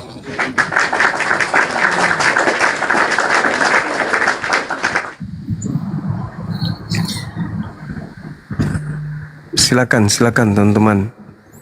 Jangan ragu. Kalian menitipkan harta kalian kepada saudara-saudara kita yang ada yang kena musibah. Sama seperti kita menitipkan harta kita untuk kita temukan kembali di surga. Kalau kita hanya tinggal di rumah, di rekening, lantas kemudian kita meninggal dunia, ya akan menjadi kotoran saja. Tapi ketika kemudian kita impakkan harta kita melalui orang-orang yang membutuhkan kemudian dan sangat membutuhkan, maka itu sama halnya kita menitipkan harta kita kepada mereka untuk kita dapatkan kembali di surga. Silakan. Ini digaungkan terus Bang Handi, Dinda Erik dan semua yang ada di sini. Silakan. Yang di YouTube juga ya teman-teman sekalian.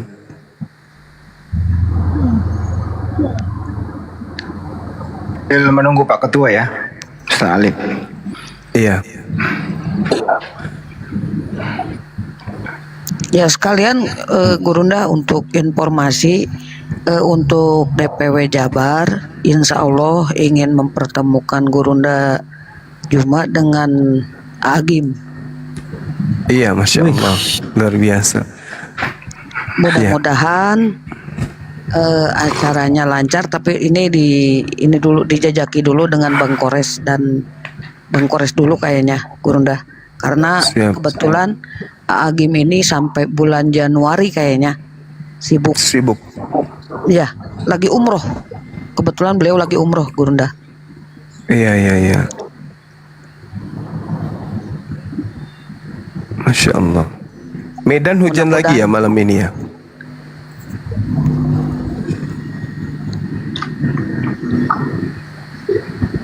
Medan. Bang Erik. Bang Erik nih tadi. Bang Erik. Host, sematin Iya, itu iya. host. Komenanku host disematkan. Mana? Itu nomor rekening sama nomornya Bang Handi untuk confirm. Mana enggak ada kok. Ini kebanyakan Ya. typing coba. Udah itu banyak aku typing itu. Nah itu baca. Ya silakan kawan-kawan yang mau berdonasi untuk kawan-kawan kita yang terkena bencana. Baik di Aceh, Sumatera Barat, Sumatera Utara, Medan ya terkhususnya. Silahkan ke nomor rekening yang ada di bawah. Kemudian confirm ke nomornya Bang Handi yang ada di itu juga. Bintang kehidupan, silakan. Masya Allah, barakallah. Mana sih nggak ada loh. Ya Allah, itu Edelweiss 212 itu loh, komenannya banyak kok. Aku nyepam ini nanti jadi nyepam. Di sini aku nggak deh. masuk tapi di host nggak masuk, dia nggak masuk. Seriusan? Nggak ada, adanya juga ini Bang siapa? Bang Lanun Iya kan nggak ada kan? Nggak ada. sama Astina Tina ini yang typing itu. Iya nggak ada. Aku nggak ada. Oh, di ini sama ini ya. Iya, kalau Sama misalkan TikTok ya? langsung tulis Disensor nomor ya? rekeningnya disensor.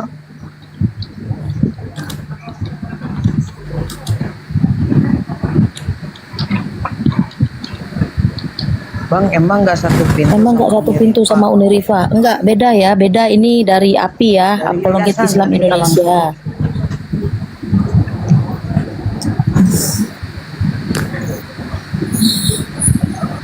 Iya, silakan teman-teman yang ada di YouTube juga ya, yang ingin membantu pada saudara-saudara kita yang ada di Sumatera yang kena musibah.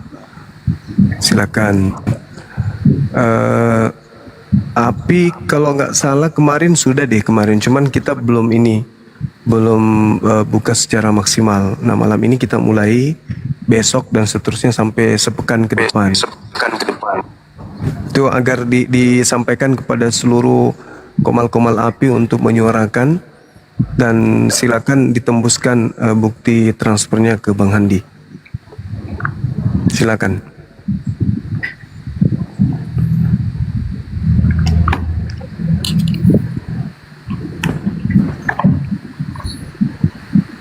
Sambil cari-cari alternatif lain.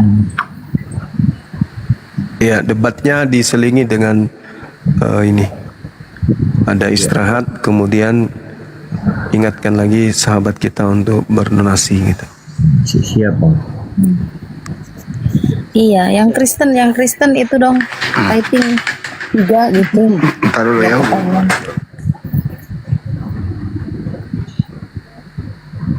Ya izin untuk ini untuk di follow juga karena akun yang pertama kena tombak sampai tanggal 5 Bang Juma ini. Tuh, Oh gitu. gara-gara Kang Canit nih. Resiko kalau diskusi ya gitu. Iya.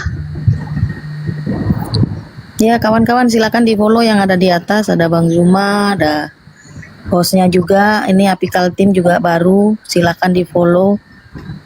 Ada Bang Erik, ada Bang Handi, ada MC Api Jabar, silakan di follow ya.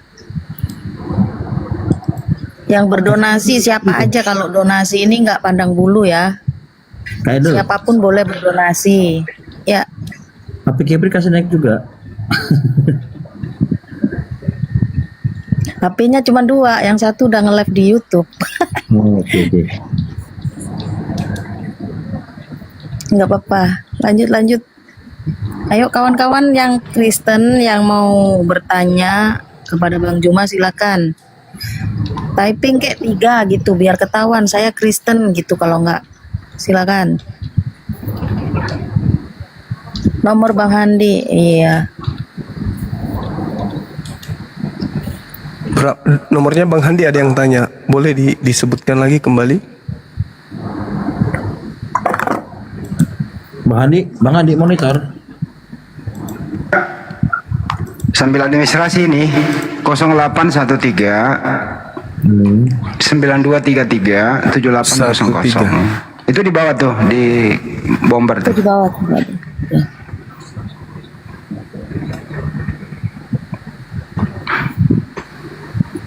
Kosong 08139233.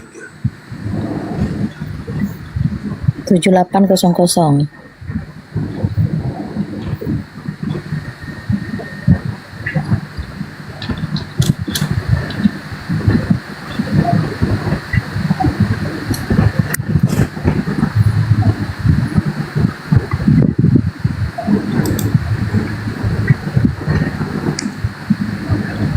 Sahabat TV, barakallah fik.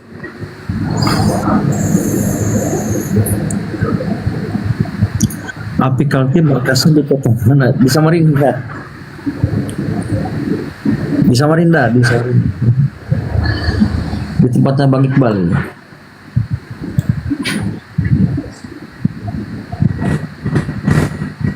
Untuk sementara Apical Team belum ada kantor. Nanti lah buat kantor kita insya Allah ya. Doakan. Amin. Amin. Kalau bisa kantornya ada liftnya nanti.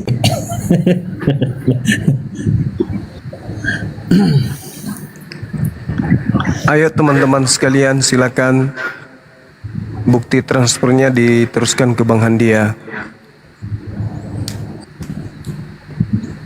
Ada ku tengok tadi pagi seorang anak bayi mungkin usia sebulan kali yang diselamatkan sama TNI itu, Masya Allah. Kasihan kali lah aku tengok teman-teman. Itu di Sumatera tuh di apa ya Bang? Sumatera kayaknya tuh. Sibolga tuh yang parah kalau di ini. Sumatera. Sibolga juga ya. Di Sumatera ya Sibolga tuh yang paling parah. Iya. Aceh, kalau Aceh ini hampir merata dia. Aceh semuanya merata gitu. Iya. Gara-gara Pendi Aceh itu pasti. Ada aja gerundeng. Ada satu yang itu loh, yang dilaporkan itu siapa itu? Yang dari Aceh itu loh. Mencerdaskan. Iya, Pendi. Lagi dilaporkan juga itu Bang, lagi dicari juga. Yang Oh iya, yang itu yang makan babi siapa sih namanya itu yang mencerdaskan. tersadarkan namanya Didi pula namanya. Tersadarkan ya. Akunnya Iya, tersadarkan. Oh, tersadarkan. Dedi siapa Iya. di namanya itu? Nama aslinya tuh. Dedi B. Pak Suki monitor itu di bawah pada nanyain Pak Suki. Iya Pak Suki. Tadi mau ngomong beliau tadi. Ngomong apa Pak Suki tadi? Mungkin Pak Suki mau berdonasi juga silakan.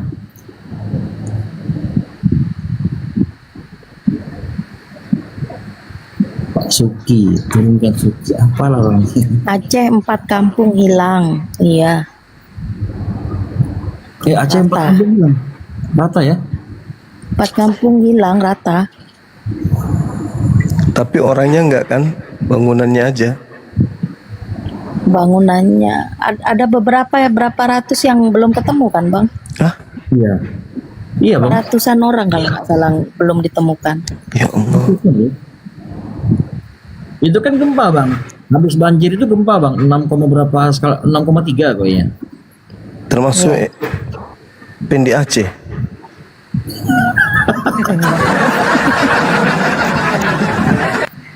Aku serius nanya, kalau iya aku mau puasa. 40 hari 40 malam ya, malam. Iya. Si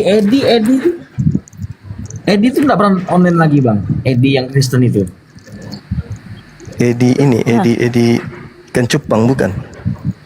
Iya, yang lo yang kalau dibilang bujang inap tuh marah dia. Nah itu ada lagi sudah dia itu. Selama ada bencana Kena itu. juga jangan-jangan. Ada bencana ya. Susah dia kena bencana di anak Tuhan.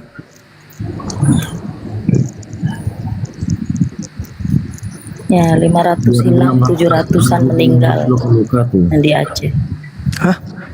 Nah kan Yang di Aceh. Serius itu? 2000 Serius, Bang. luka. 2016 luka, kemudian di Sumut korban meninggal 301 orang dan korban hilang 163 orang. Dari informasi dari Bang Heru Bali, akun YY ini Gubernur Aceh nangis 4 kampung hilang sama orang-orangnya. Duh, Ya Allah. Allah sudah murka itu.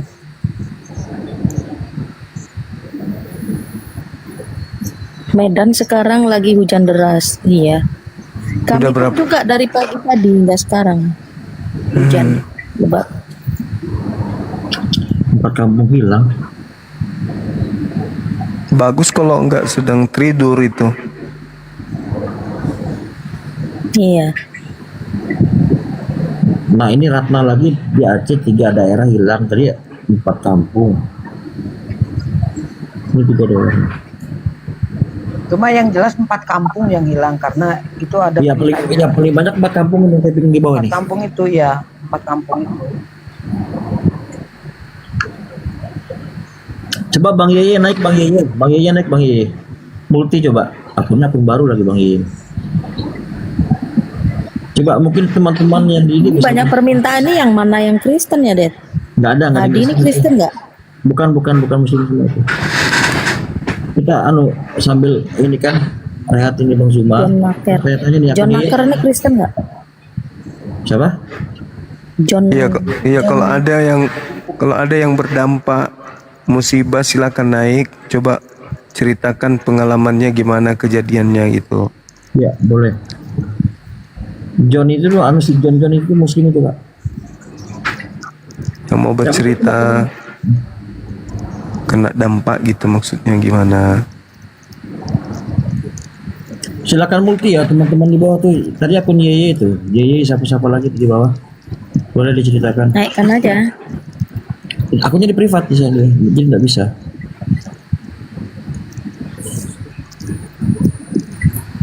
Ini yang permintaan Sampai 17 orang muslim semua kayaknya. Pokoknya minimarket sudah dijarah tuh Bang, karena bantuan tuh kan telat tuh ceritanya tuh Bang. Yang saya dapat kabar juga bantuan tuh telat tuh untuk korban yang di Sumut atau mana? Sibolga ya, yang kejar itu Sibolga. Itu tadi ada yang typing juga Bang Faruk kena juga ya. Bang Faruk dijarah juga katanya kemalingan. Bang Akonis, nih Bang Akonis ini orang lama nih. Coba naik Bang. Saya di Banda Aceh. Pemparuk kemalingan. Hah? Itu tadi ada yang typing Bang. Tadi yang typing Bang Faruk rumahnya kena, dijarah. terus ada dijarah juga katanya. Waduh.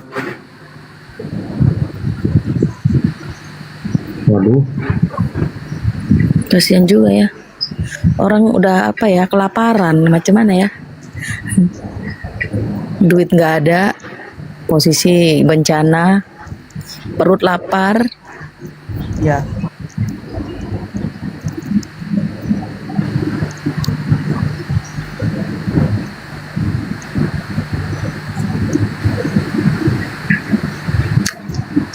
Kalau di sana memang gudangnya bandit itu tepat di Siparuk itu. Nah, ada Bang Erik narasumbernya nih. Gimana keadaan di sana Bang Erik? Nah, bisa kasih informasi di Bang Erik nih. Iya, Bang Erik dekat kan? Iya sih, cuman ya kalau bahan bakar lah sekarang ini masih agak sulit itu penyalurannya karena di Sumatera Utara ini ada 3 penyaluran di Tapteng, dari Tapteng, dari Brandan, Pangkalan Susu sama Belawan. Jadi ketiganya ini tempat penyaluran ini digunakan untuk seluruh provinsi Sumatera Utara dan Aceh. Nah di Aceh ini yang sulit ini bang. Di sana aja mereka jual ketengan aja eceran itu 1 liternya 50.000 Apa itu? Bensin. Pertalite. Pertalite ya? Berapa? 50.000. 50.000 per liter. Ya Allah. Dan sampai sekarang memang di sana jaringan belum normal. Masih banjir juga. Jalan Aceh. putus. Di Aceh bang. Sumatera Utara Aceh lumpuh bang, putus jalan. Aceh mana bang? Aceh yang dekat perbatasan, Aceh Tamiang sama Langsa. Alhamdulillah Aceh sering input. Ada Bang Handi. Ya banyak banget ini. Alhamdulillah. Nggak bisa diucapkan satu persatu, disampaikan dulu Pak. Terima kasih. Nggak bisa diucapkan satu persatu. Ya teman-teman sekalian, terima kasih banyak ya atas infak sedekahnya untuk teman-teman kita yang kena musibah. Insya Allah apa yang kita keluarkan itu menjadi penggugur dosa sekaligus tolak bala untuk kita semuanya. Khususnya yang telah memberikan infak sedekahnya itu adalah tolak bala sebagai obat dari penyakit yang sahabat mungkin derita. Terima kasih banyak dan mohon supaya teman-teman yang lain juga tidak mesti besar, yang penting ikut berpartisipasi untuk membantu teman kita yang ada di sana. Tidak menutup kemungkinan bisa jadi hari ini kita memberi infak pada teman-teman kita, besok jadi bisa kita yang diberi infak untuk dari teman-teman kita sekarang. Jadi mari kita saling membantu. Umat Islam itu satu tubuh. Ketika satu yang sakit maka tubuh yang lain juga merasakan. Silakan teman-teman, kita buka sampai jam 3 ya untuk open dansinya, dan itu sampai hari Rabu depan. Nanti disalurkan oleh teman-teman kita API yang ada di Sumatera sana. Silakan teman-teman. Nanti penyalurannya kalau perlu seperti biasa kita pakai spanduk. Kita umumkan kepada netizen bahwa infak dan sedekah daripada teman-teman netizen itu sudah sampai kepada mereka yang menjadi tujuan kita berdonasi. Silakan. Sekali lagi terima kasih banyak teman-teman sekalian.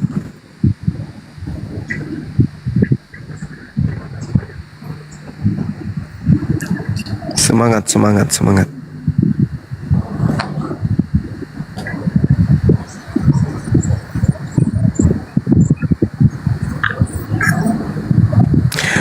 Yang ngeri itu kalau ada yang ini loh, yang terjebak itu tidak bisa kemana-mana, Terisolasi gitu ya.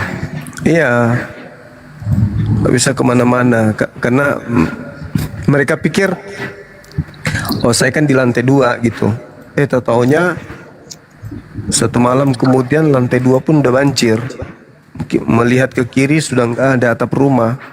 Sudah pada hilang atap rumah, tinggal rumahnya sendiri. Nah ini yang tidak termonitor oleh tim SAR, itu yang bahaya gitu. Sampai mereka kelaparan di sana, nggak ada jaringan.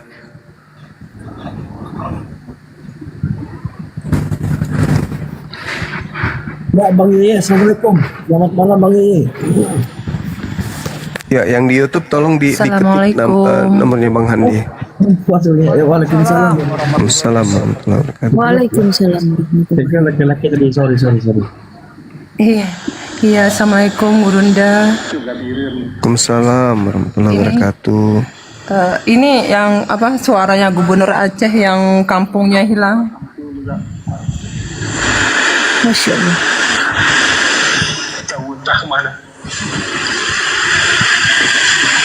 Jadi Aceh sekarang Nggak jelas suaranya Kak. Salam Bunda. Bunda, Ya, dihitung itu iya yang masuk Gurunda. Amin nih. Iya Gurunda, ada 4 kampung Iya. yang Masukin nanti di API Kaltim kalau bisa. Oh, mantap. Ada juga di bawah Pale. iya termasuk Pale. keluarga saya Iya, yang iya. ada. Kasih Pale. Assalamualaikum. Ya. Itu desa apa itu, Mbak? Apa ya desa apa tadi ya? Pisangan. Sebentar ya Gurunda, saya dengar dulu.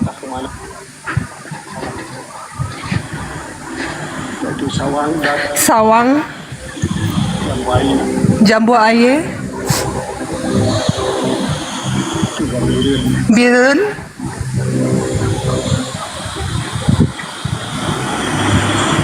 malam itu 4 kampung juga. Entah kemana. 4 kampung. Itu hilang dengan warganya. Hilang, kampung-kampungnya hilang Gurunda semua. Ya Allah.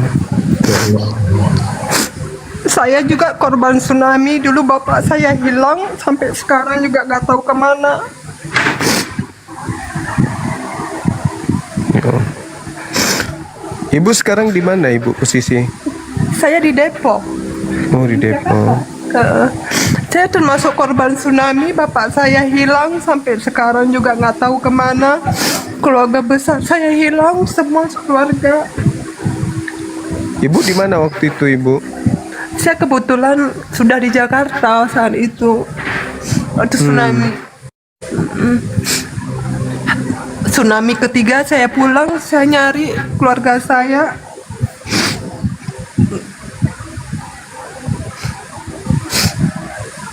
Kampung hilang juga, rumah hilang.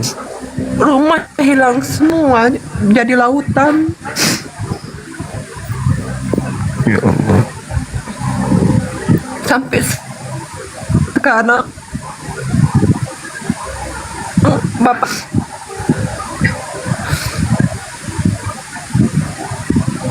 Masya Allah.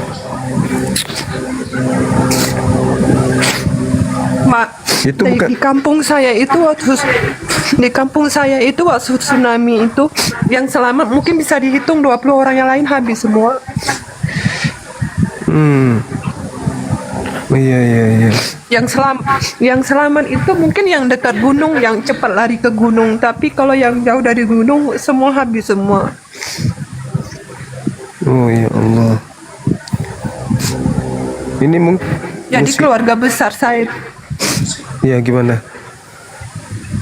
Jadi keluarga besar saya itu rata-rata hilang semua, satu keluarga habis semua. Kejadiannya itu malam kan ya?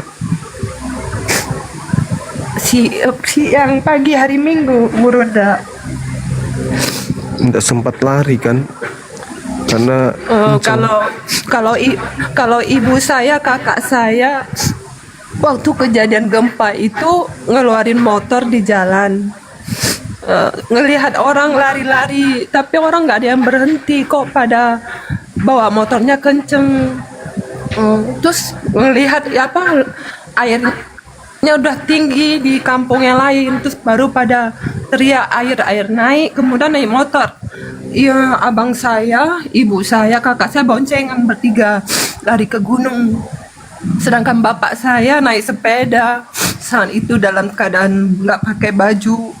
Sampai ke gunung, abang saya ngebuang motor, air lautnya sudah tinggi. Abang saya sempat megang akar pohon, melihat ke belakang, bapak saya udah nggak ada. Motor-motornya juga hilang, bapak saya naik sepeda.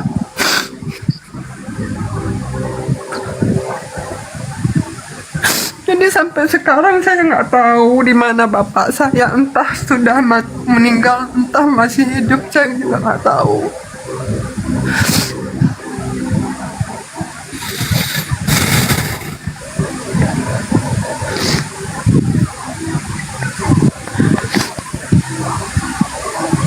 ya kita doakan mudah-mudahan keluarga kita kalau mereka masih hidup diberi kesehatan, umur panjang.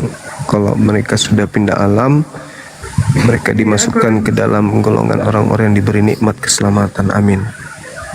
Sedangkan saya dulu saat itu saya sudah di Jakarta. Jadi tsunami ketika saya pulang, saya bolak-balik, saya dari pengungsi ke satu ke pengungsi yang lain. Saya cari ibu. Kalau melihat di pengungsian itu malah tengah malam itu bayi orang melahirkan di gunung dengan keadaan gelap gulita, nggak ada lampu, nggak ada kain.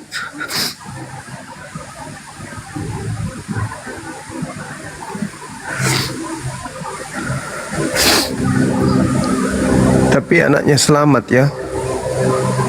Kalau saya saat itu belum menikah saat itu. Enggak, maksudku anaknya yang melahirkan tadi. Oh, selamat. Itu kuasa Allah, nggak tahu, Allahu alam, itu nggak ada apa-apa, tapi bisa selamat, nggak ada apa-apa. Alhamdulillah. Itu namanya kakak kandung saya itu dari kalau naik motor ke Banda Aceh itu 15 menit tadi waktu saat tsunami itu jalannya putus semua, enggak, pokoknya sudah jadi lautan. Itu jalan kaki sambil sepanjang jalan itu mayat bergelimpangan sambil nyari bapak saya, nggak ketemu.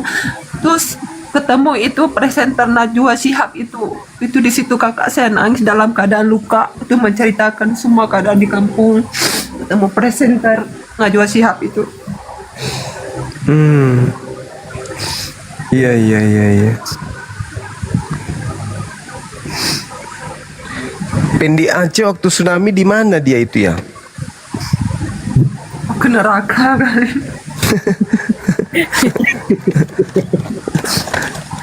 Masih bocil dia. Masih bocil Bang Juma dia. Masih Kalau bocil. pulang kak, Iya. kalau pulang ke Aceh dia habis kali dia tuh orang. Belum makan babi waktu itu dia. Belum, masih bocil dia.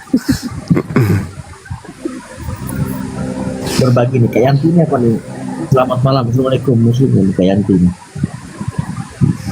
Mbak Yanti, selamat malam. Ada yang mau disampaikan Mbak Yanti? Enggak ada gambarnya ini. Kalau yang sekarang Kak Yeye, Kalau yang keluarganya banyak, masih banyak yang di Kalau yang sana. sekarang keluarga saya dari bapak saya itu ada di Biren, ada di Aceh Timur, di Langsar keluarga ibu, ada di Aceh Utara keluarga bapak, juga nggak ada tahu kabar. Nggak bisa dihubungi ya? Nggak bisa, jalannya juga putus. Ya kalau dari Iya, Banda nggak- Aceh mau ke sono juga nggak bisa bantuannya karena kan Susah banyak ya ini. kan? Heeh. Iya, Terputus karena jalan-jalan pada rusak. iya, mungkin banyak yang mau bantu, mungkin terhalang dengan ini jalan keadaan. Mbak Yanti monitor Banyak Mbak yang Yanti. ini, iya, banyak yang selamat naik ke atap masjid.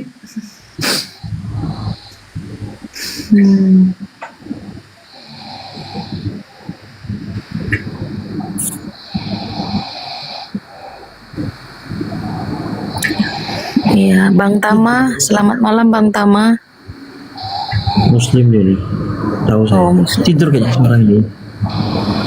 Turunin aja suaranya. Iya tidur dia. Nanti yang lain. Udah diskusi ya, kita cari Oten dulu. Makasih ya, Gunda. Ya Kak Yeye, sabar ya. Makasih banyak. Ini kayaknya belum Kita mati. semua ikut berduka ya.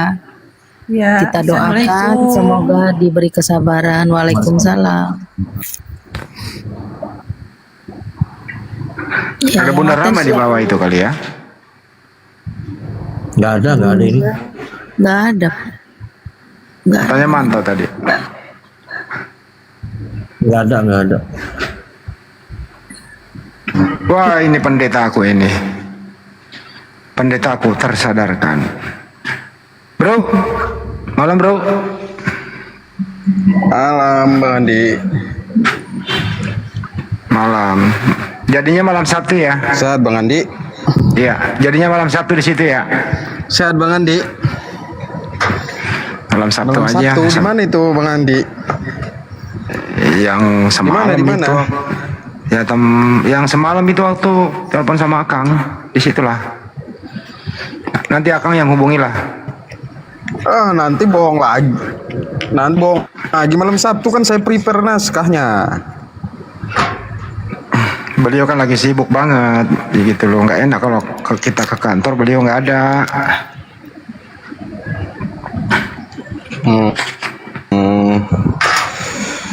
Malam Sabtu atau malam Ahad deh. Oten-oten suruh inilah, suruh donasi. Itu oten-oten di bawah itu suruh donasi ke sini aja uangnya. Nah, daripada buat apologet Kristen di Amerika nggak jelas itu. Mantap. Lu juga kan Kristen, Rom. Kenapa sih? Cuman udah ngaco itu si sama itu ngaco semua. Kacau, masa dia ngomong Katolik nyembah berhala, kan agak lain ya. Siapa yang ngomong gitu? Dis. Ya Edis kan saksi Jehova. Ya beda deh, nom lah. Bang Arom kan Katolik. Makanya.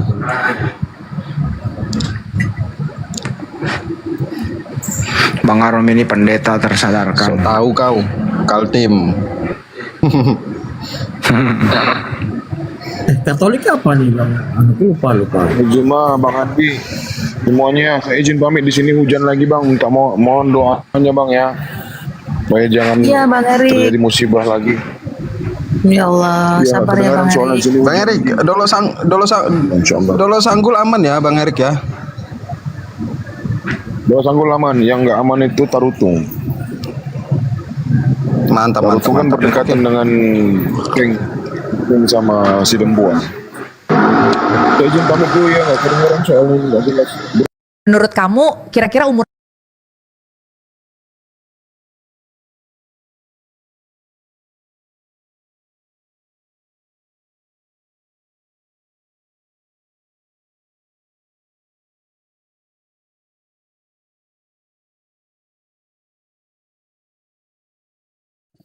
yang ku kasihi, aku akan menaruh rohku di atasnya dan ia akan memaklumkan hukum kepada bangsa-bangsa. Ia tidak akan berbantah dan seterusnya. Ini jelas nih, lihat itu hambaku. Hambaku ini kan merujuk kepada Tuhan Yesus. Salah, lihat hambaku. Itu kan di situ perkataan Yesus, itu konteks itu Bang Edis. Itu konteks di mana dia menaruhkan rohnya itu untuk bisa memberitakan kepada segala bangsa. Hambaku, makanya kataku di situ kan Yesus, berarti Yesus yang berbicara. Lihat hambaku, berarti hambanya Yesus. Bukan Bang RK, di sini Bapa di surga yang berfirman. Itu berapa itu? Ini Yohanes berapa? mengutip kitab Yesaya, di mana saya bacakan ya, saya bacakan. Itu perkataan Yesus itu.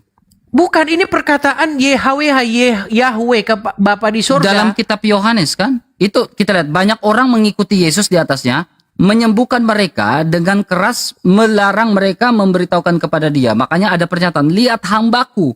Berarti Yesus sedang berkata, dia menunjukkan ada definite artikel bahwa itu merujukan pada ada objek yang dia katakan. Hambaku, berarti hambanya Yesus, bukan Yesus adalah hamba. Gitu. Bang RK, Yesus juga pernah mengutip kitab ini. Ketika Tuhan Yesus masuk ke sinagog, dia mengutip kitab Yesaya. Roh Tuhan ada padaku, dan seterusnya dan seterusnya. Pada hari ini genaplah nats yang kubacakan ini kepadamu. Ini, begini, saya bacakan saja ya. Banyak orang mengikuti Yesus, dan ia Yesus menyembuhkan mereka semuanya. Ia Yesus dengan keras melarang mereka, orang-orang yang ngikutin tadi kan, memberitahukan tentang siapa Yesus ini, dilarang. Supaya genaplah firman yang disampaikan oleh Nabi Yesaya. Lihatlah, itu hambaku yang kupilih. Ini Bapa di sorga berfirman tentang Yesus.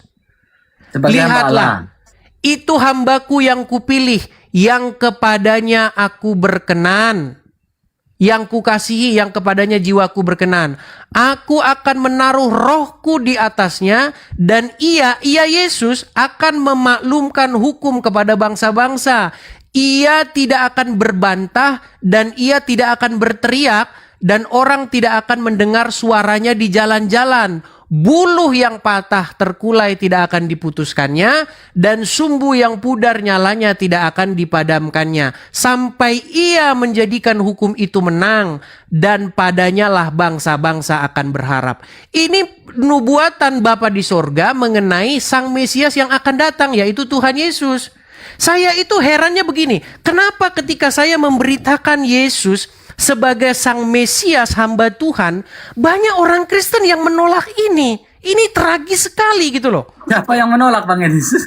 Bukan, ketika saya beritakan Yesus sebagai hamba Tuhan, kok sekarang orang Kristen malah marah? Oh enggak, Yesus itu Tuhan Ya, sendiri. Makanya paham oneness itu sudah merajalela di tengah-tengah umat. Betul Bang. Jadi gini Bang Edis, ketika orang menolak Yesus sebagai hamba Allah, nah itu salah besar. Karena dalam 2 Yohanes mengatakan apa? Jikalau kamu menolak Yesus Kristus datang sebagai manusia, kamu adalah antikristus. Ya kan? Ya, saya tidak pernah menolak Yesus datang sebagai manusia dan memiliki gelar-gelar sebagai anak Allah. Iya, hamba makanya Allah, saya tidak menolak itu. Iya, lalu bagaimana Dan bahkan mungkin dia taat kepada Sang Bapa, saya tidak menolak itu. Karena Iya, saya percaya Allah yang transenden, Allah yang imanen saya percaya, dan Allah yang imanen ini dalam Yesus ini memiliki gelar-gelar itu. Saya tidak menolak itu. Dia taat sampai mati di atas kayu salib. Saya tidak menolak itu. Makanya kemarin ketika saya mengeluarkan satu statement bahwa Yesus bertuhan atau mempunyai Tuhan atau menuhankan Bapa di sorga, kenapa banyak orang-orang Kristen termasuk Bang RK kok menolak itu gitu loh? Karena makanya saya naik ke atas, saya menanyakan dalam konteks relasi saya percaya, tetapi ada argumentasi bolak-balik lagi, relasi Tritunggal ya. Ya, apakah Bapa menuhankan Yesus? Bang Edis tidak percaya di situ. Tidak, Tuhan Yesus yang menuhankan Bapa di sorga. Tapi apakah Bapa tidak menuhankan Yesus dalam konteks relasi? Menuhankan Kalau tidak, itu kan menaklukkan dirinya. Apakah tidak ada relasi? Sebab Bapa di dalam aku dan aku di dalam Bapa. Bapa bersaksi tentang, sabar Bang Edis. Sebab Bapa bersaksi, aku bersaksi tentang Bapa dan Bapa bersaksi tentang aku. Makanya saya bilang kata punya tanda kutip garis bawah itu berbicara tentang relasi. Oke, saya sepakat di situ. Makanya saya memberikan pertanyaan balikan, argumentasi bolak-balik, di mana apakah Bapak menuhankan Yesus dalam konteks relasi tanda kutip garis bawah? Tadi itu sudah kalau bilang tidak. Iya, berarti memiliki relasi Tritunggal itu. Kalau tidak, berarti tidak ada relasi. Bukan tidak ada relasi, ada relasi. Relasinya adalah sang anak menuruti, taat, takluk, tunduk kepada Bapa di sorga. Sedangkan Bapa di sorga memerintah anak. Ya, tetapi apakah Bapa tidak mengatakan anak adalah Allah? Itu kan relasi juga, Betul. kesaksian. Mengatakan Allah bukan berarti bahwa sang Bapa menundukkan dirinya kepada Yesus. Nggak pernah ada Bapa di sorga menundukkan dirinya kepada Yesus. Yang ada Tuhan Yesus menaklukkan segala sesuatu di bawah kaki Bapa di sorga. Demikianlah Yesus menjadi Tuhan bagi kemuliaan Elohim. Elohim di situ merujuk kepada Bapa di sorga. Itulah Injil yang saya bawa kepada orang-orang Islam. Dan puji Tuhan banyak mereka mengganti Tuhannya mereka. Yang diganti Tuhannya yang tadi itu menjadi Tuhan Yesus. Ini Bang Edis ya, maaf ya saya kasih sebuah dalil ya Bang Edis ya. Ini di dalam Mazmur 110 ayat 1. Ya, Mazmur Daud. Demikianlah firman Tuhan. Ya, ini kita tahu proper name ya. Kepada Tuanku, duduklah di sebelah.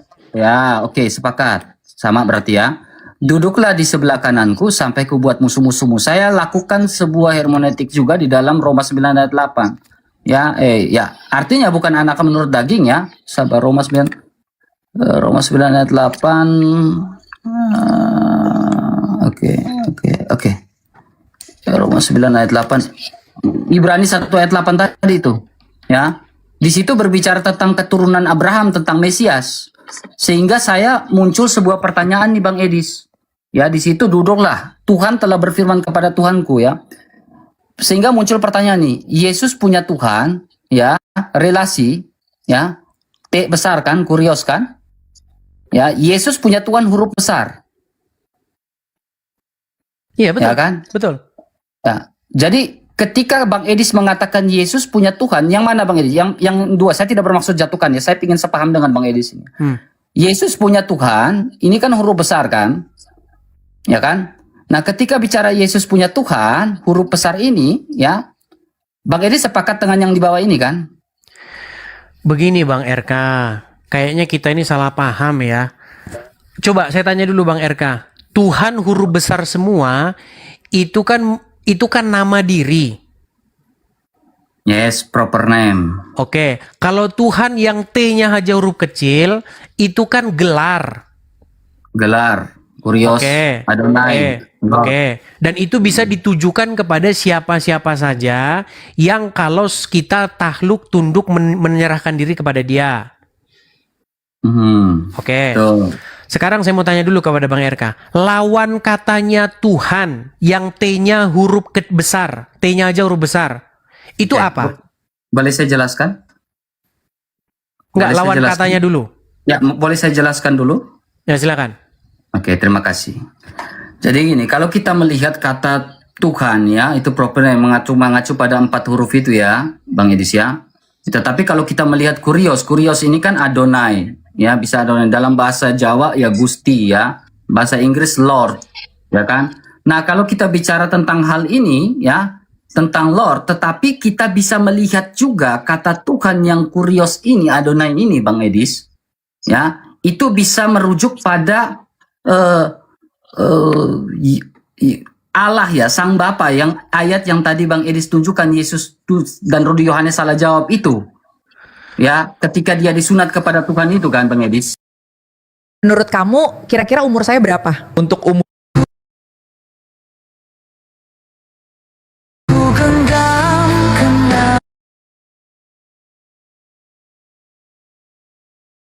Kali lo ketemu artis. Bosen juga ketemu artis. Udah sering ya. Sambil lihat orang syuting lah, kenal-kenalan. Syuting di rumah dia. Enggak. Cuman casting Masih? aja, kadang-kadang casting. Masih PPT itu masih. Jalan terus lah. Itulah yang sekarang digarap beliau untuk persiapan bulan suci Ramadan. Kenapa Kian Santang gak ikut PPT? Dia kan memang masih PPT. Nanti kan ini loh, nanti ada semacam dialog. Nah, lu mau nggak masukin satu session lah? Boleh ya? Enggak, tapi maksud gue gini Bang Andi, bukan buat diislamkan kan? Kagak. Nanti lah, nggak enak diomongin di sini lah. Oke?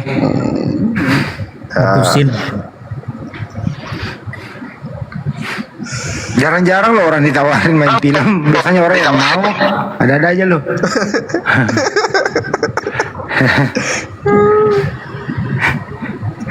Aktor senior gitu loh. Biasanya orang daftar banyak tuh mau casting gitu loh ya. Lu langsung bypass, pakai nolak lagi lo. Bukan nolak, gue agak ngeri nanti tiba-tiba pesannya Islam. Aduh. Enggak, bukan urusannya ke situ. Ada dialog doang sebentar. Ya memang porsinya lu di situ.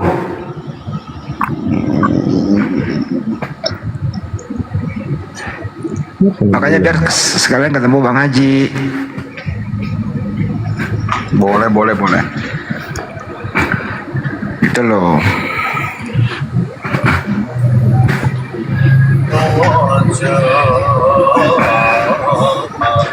Ntar ya.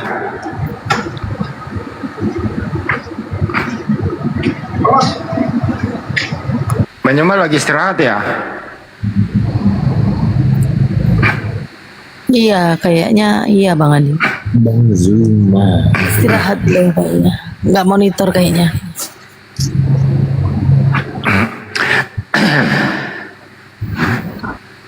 Assalamualaikum Bang Haji. Halo Bang. Assalamualaikum. Waalaikumsalam. Bang Haji, Bang Arom itu mau dikasih jatah apa Bang Arom ini nih? Ya mainin orang Kristen yang ketemu. Oh itu. Tuh BPT Bang Rom tuh ada dia tuh dengerin Bang Haji. Iya. Main di PPT Bang Arom. Tuh dengerin Bang Rom. Siap Bang Haji katanya. Yang soal malam Sabtu aja Bang Haji. Sesuai jadwal Bang Haji. Ya, nanti kita atur waktunya ya. Siap Bang Haji. Terima kasih. Assalamualaikum warahmatullahi wabarakatuh. Waalaikumsalam warahmatullahi wabarakatuh. Tiap tenar nih Bang. Nanti. Kurang baik apa lagi Bang Rom? Ayo lu. Ada porsinya buat lu. Kemit. Itu tadi suaranya itu. Itu tadi suaranya Naga Bonar itu, Jenderal Naga Bonar. Bang Andi roti Bang Andi. Roti.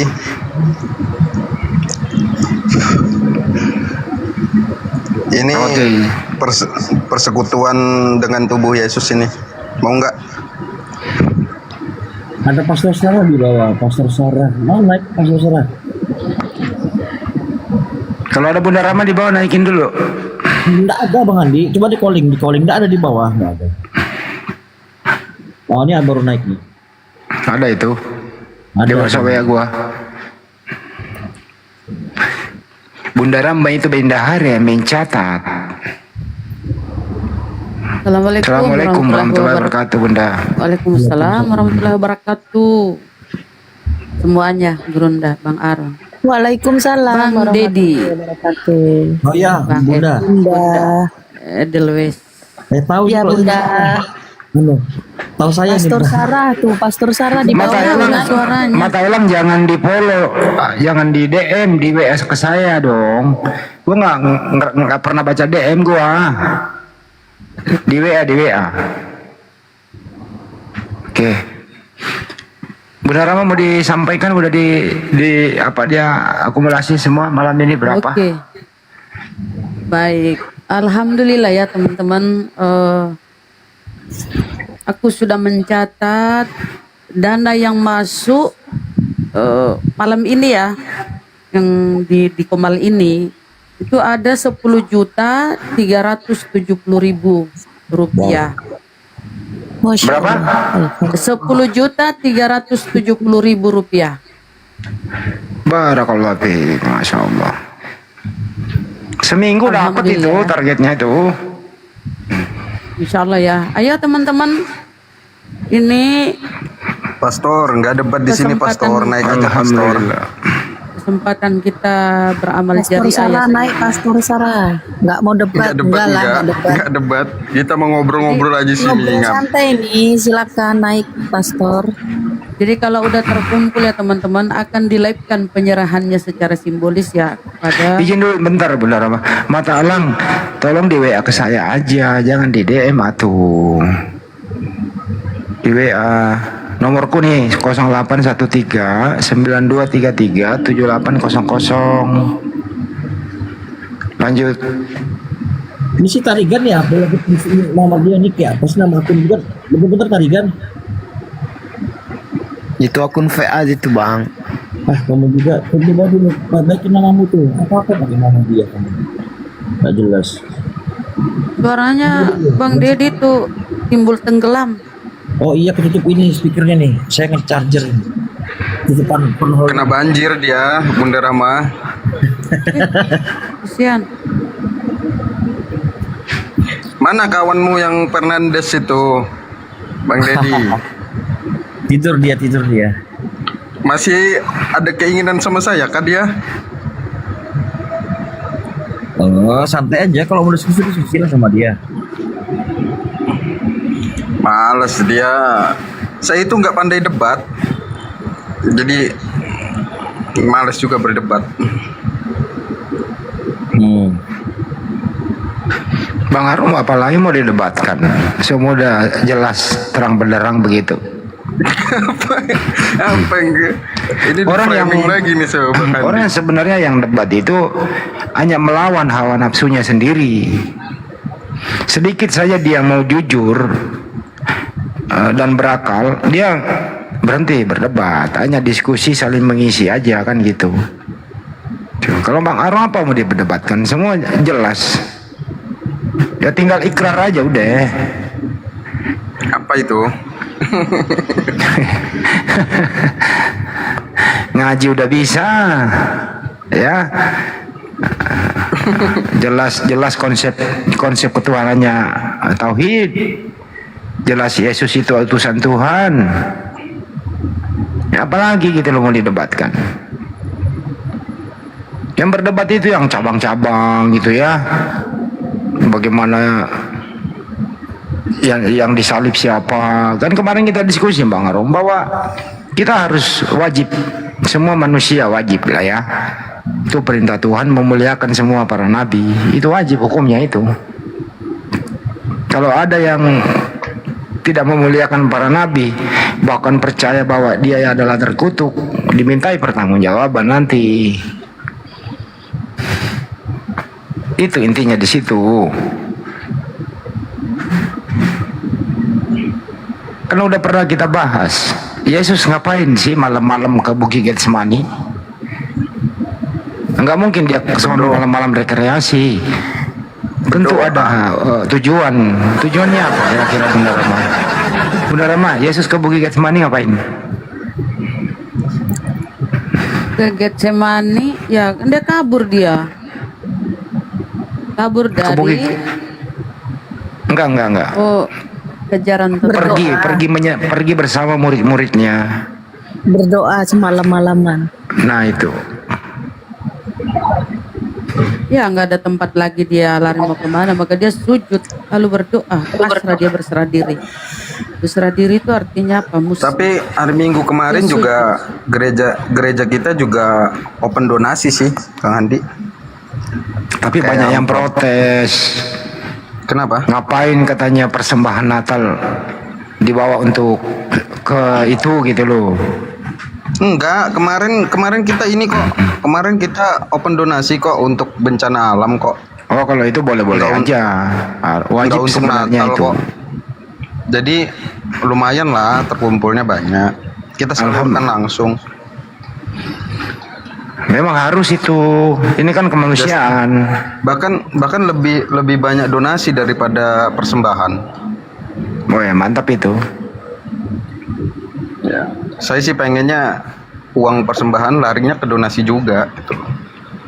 Itu Teman-teman di bawah teman-teman di bawah yang tahu nomorku diketik dong di bawah itu mata elang tuh. Bang Arom, itu penyalurannya ke gereja apa ke pemerintah setempat? Oh, melalui gereja, nanti ke pemerintah setempat sana dikirimkan. Oh, bagus lah. Jadi dikumpulkan Berarti semua kalau gereja berkumpul. Kalau melalui pemerintah berarti rata kan, bukan terkhusus kepada Iya. Oten. Semua gereja sih, kayaknya semua gereja deh.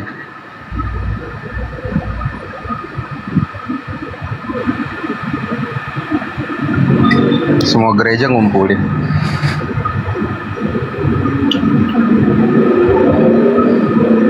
Doakan aja Bang Arom ini dapat hidayah kawan-kawan.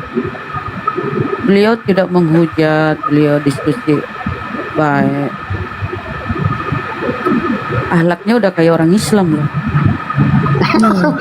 Kayak. Hafal Al-Fatihah pula beliau.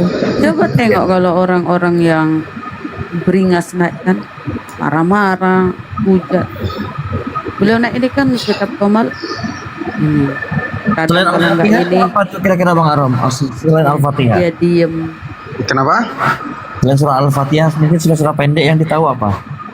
Kau tunjukkan surat di Al-Quran, sini ku baca. Wow. Coba Al-Baqarah Kau sedikit tunjukkan.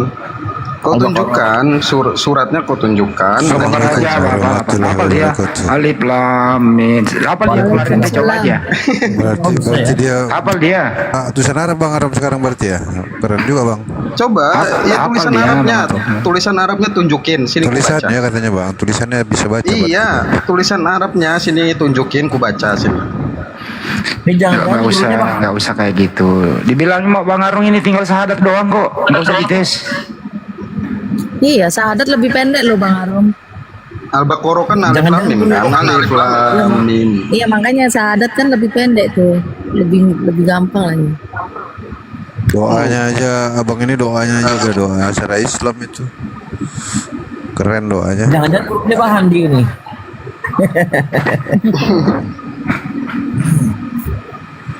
Jadi masalah dengan keluarganya udah selesai belum Bang Arom? Masih juga?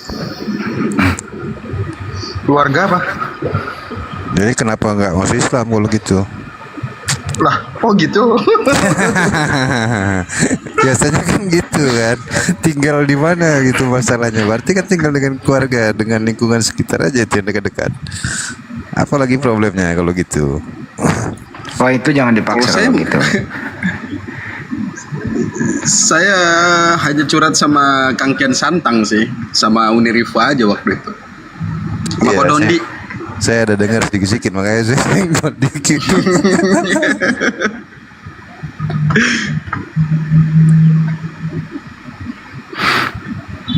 Sepintar-pintarnya seseorang apapun itu ya, dia udah tahu kebenaran Islam. Tapi kalau hidayah itu belum datang, ya nggak bisa juga gitu loh. Karena ini menyangkut masalah hati. Sebenarnya Bang Arom ini udah menyambut hidayah ini Bang Andi. Cuma masalahnya dia masalah dengan mengikrarkan di publik aja. Gimana Islam ini? Gimana nih Islam? Saya kemarin ngobrol sama marbot masjid ya, Kang Andi ya. Ngobrol sama marbot masjid. Gue bilang gini sama dia, gaji berapa jadi marbot masjid? Nggak ada gaji bang, kata dia. Ya memang nggak ada. Kasihan juga ya. Kalau bersih-bersih gereja itu digaji loh bang. Ya marbot masjid itu ikhlas, ridho. Hebat juga dia ya. Itu bahkan banyak Bang, dia yang bangun masjidnya, dia yang megang marbotnya, dia yang ngurusin banyak gitu Bang. Kebanyakan gitu.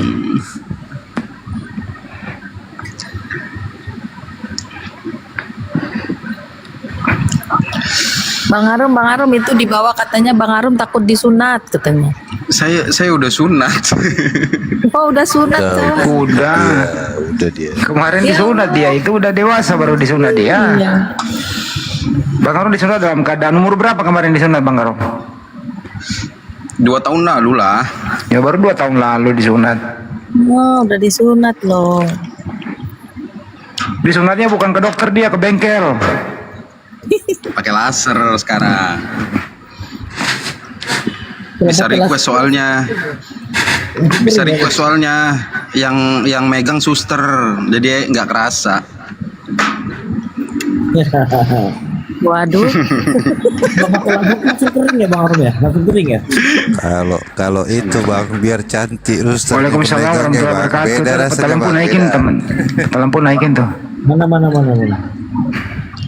Bulang ini Islam atau Kristen ya? Bang Buleng, buka mute-nya. Mana Pak Peta? Mana Bang Andi? Bang Andi sudah di WA kata Bang Matalang itu. Ya ini saya mau lihat, belum ada nih. Suaraku masuk gak sih? Mana? Pak Peta lampu mana? Masuk suara. Ada. Tunggu aku cari. Nggak ada di Udah aku jambak. Oh ada. Oh ini ada di atas. Bang Bulang ini Islam atau Kristen ya? Gak ada suaranya. Maaf ya Bang Bulang, kami turunin ya. Muslim gitu. Assalamualaikum Pak Peta. Assalamualaikum Pak Peta. Waalaikumsalam warahmatullahi Itu Darel tuh, Darel. Saya keliling sampai keringat ini cari Gurunda di mana, ternyata di sini ya. Mana si Darel? Nggak ada dia. Betul lah. Ada di typing ada tuh Darel. Bang Darel naiklah Bang Darel. Biar ada diskusi. Gimana kabar Pak Peta? Alhamdulillah sehat walafiat. Gimana semua saudaraku dan saudariku? Sehat Bang. Alhamdulillah sehat juga Bang. Masih mengenali suara saya kan? Oh ini ada nih. Coba naik. Oh di private itu. Masih mengenali suara saya, Pak Beda? Ini Iqbal ini. Saya Bukan. Saya keponakan Iqbal. Oh, ini multi dia. Darel, itu akunnya di privat, Darel. Buka dong biar bisa dijambak. Bang Andi. Kayaknya Bang. Kayaknya masih ingat sih sedikit ada. Bang. Baby saya mau tanya Bang Andi. Ya. Di perjanjian lama dan perjanjian baru itu kan perintah Tuhan kan kuduskan hari Sabat ya Bang Andi ya. Kenapa sih Muslim jadi 5 waktu Bang Andi? Kan nggak ada untuk perintah untuk 5 waktu Bang Andi. Kan kita harus taat sama hukum perintah Tuhan perjanjian lama Bang Andi. Oke. Siapa yang menjawab saya? Jadi gini, kan kita udah tahu bahwa Torah itu untuk Bani Israel, bukan untuk seluruh umat manusia, bukan untuk orang Indonesia. Setuju sampai sini dulu ya? Setuju sampai sini dulu ya? Gak setuju dia, Bang Andi. Gak setuju dia, geleng-geleng gitu. Loh, mana sih lo? Lah, yang menggenapi hukum Taurat kan Yesus. Bang Andi nggak percaya Yesus. Siapa yang nggak percaya? Saya percaya Nabi Isa alaihissalam untuk Bani Israel.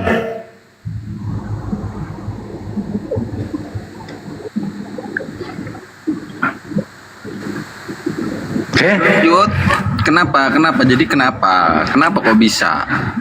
Percaya itu bukan berarti kita mengikuti ajaran Nabi Isa alaihissalam untuk Bani Israel, karena Islam itu sudah ada Al-Quran dan Sunnah, ada Nabi Muhammad SAW. Pertanyaan Anda tadi kan, kenapa tidak bersahabat?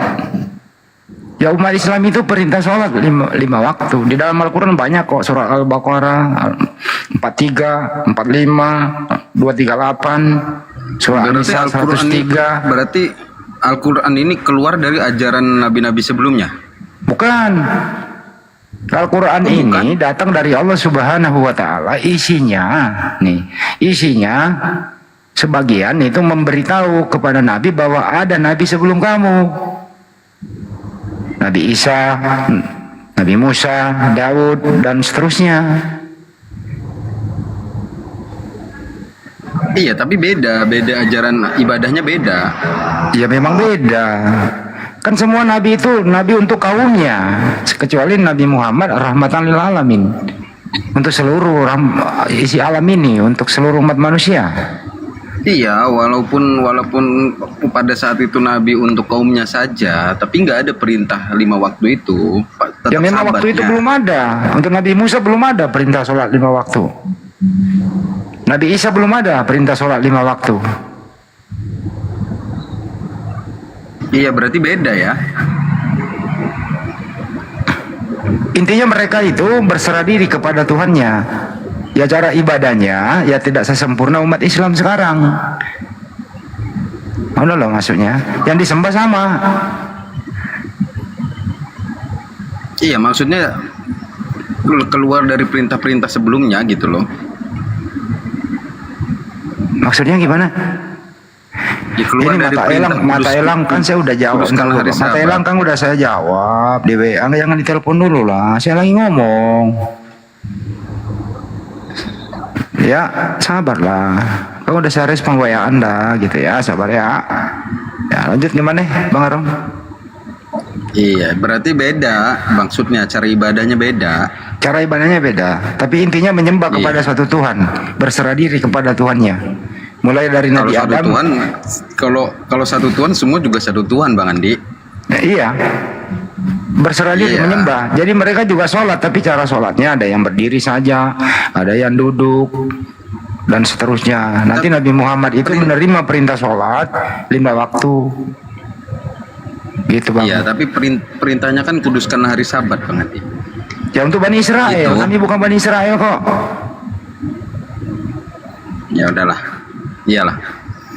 Kan jelas Bang. Jadi kami ini bukan Bani Israel. Gitu ya. Nah, untuk Bani Israel memang wajib kuduskan hari Sabat pada waktu itu. Kalau pada waktu di zamannya Nabi Musa alaihissalam tidak mengkuduskan hari Sabat, ya mereka mengingkari perintah Tuhan. Pada waktu itu. Jelas nggak sampai sini? Oke. Jadi gini Bang Andi ya. Berarti ketetapan Tuhan itu bisa berubah Bang Andi. Allah itu maha tahu bahwa ini kemampuan umatnya. Kemampuan suatu kaum itu paham ini loh yang pantas buat mereka. Nah, setelah Nabi Muhammad SAW terakhir ya turun Al-Quran, ini loh untuk umat manusia. Artinya apa? Anda boleh lihat deh, ada nggak kira-kira ajaran Islam yang tidak mengayomi seluruh umat manusia? Anda paham nggak bagaimana Yesus? Masih banyak yang ingin kusampaikan kepada kalian semua. Kalian belum sanggup menanggungnya. Baiklah, aku akan pergi, akan datang seorang penolong yang lain. Kan ada bahasanya kayak begitu. Gitu loh bro.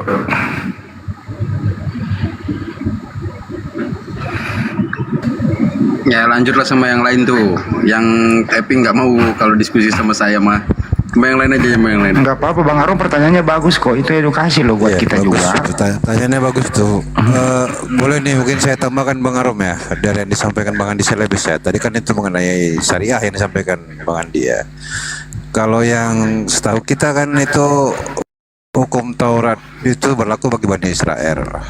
Di situ mengkuduskan hari Sabat karena ada peristiwa penciptaan kan gitu kan. Pada hari ke-6 itu setelah selesai maka harus beristirahat untuk mengkuduskan. Jadi yang beristirahat itu manusia sebenarnya kan di situ. Untuk apa? Mengkuduskan. Maksudnya apa itu Bang? Untuk mensyukuri apa yang sudah diciptakan bagi kita, bagi mereka ya, Bani Israel pada masa itu kan. Nah bagi umat Islam Bang, bukan hari itu yang disyukuri. Karena pengajaran dalam Islam, setiap hari itu mempunyai kenikmatan yang sama. Setiap hari itu mempunyai makna sebenarnya yang sama. Ya, jadi setiap hari itu kita harus beribadah, mensucikan setiap hari sebenarnya. Itu bedanya. Itu kan hanya dasar Bang, awal ya bagi Bani Israel. Pengajaran dasar untuk mengimani tentang bagaimana beribadah. Supaya beribadah dengan terbaik terhadap Tuhannya, dengan mengkuduskan itu secara betul-betul konsentrasi ibadah gitu ya. Tapi dalam Islam setelah sekian rentang waktu yang lama, ibadah itu sudah biasa dilakukan. Sudah paham manusia bagaimana beribadah sebenarnya pada Tuhannya. Dalam Islam itu makanya setiap hari kita tuh 5 kali ya diwajibkan untuk melapor beribadah. Di samping dengan yang sunnah-sunnah ada lagi Bang. Jadi sebenarnya itu hanya bagaimana untuk lebih mendekatkan diri kepada Sang Maha Pencipta. Bagi Bani Israel itulah cara diberikan dalam Taurat Musa. Bagi umat Islam dan seluruh manusia pada masa setelah Nabi Muhammad, itulah yang diajarkan dalam Islam. Karena sudah lengkap Bang, sudah sempurna pengajaran itu. Gitu Bang, kira-kira lanjut Bang. Oke, saya tarik kesimpulannya berarti gini ya. Perintah Nabi terdahulu pada Nabi Musa tidak berlaku lagi ketika Nabi Muhammad itu datang karena disempurnakan dengan sholat 5 waktu, begitu?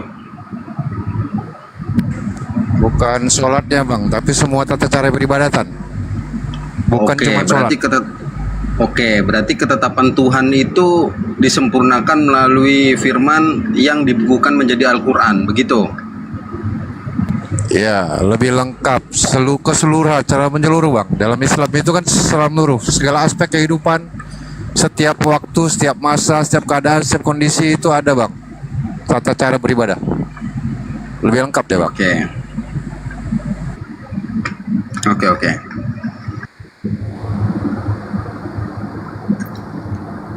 Itu ada Darel itu. Dia kan suka diskusi tuh, debatin Darel itu nah. Dia debater soalnya Darel.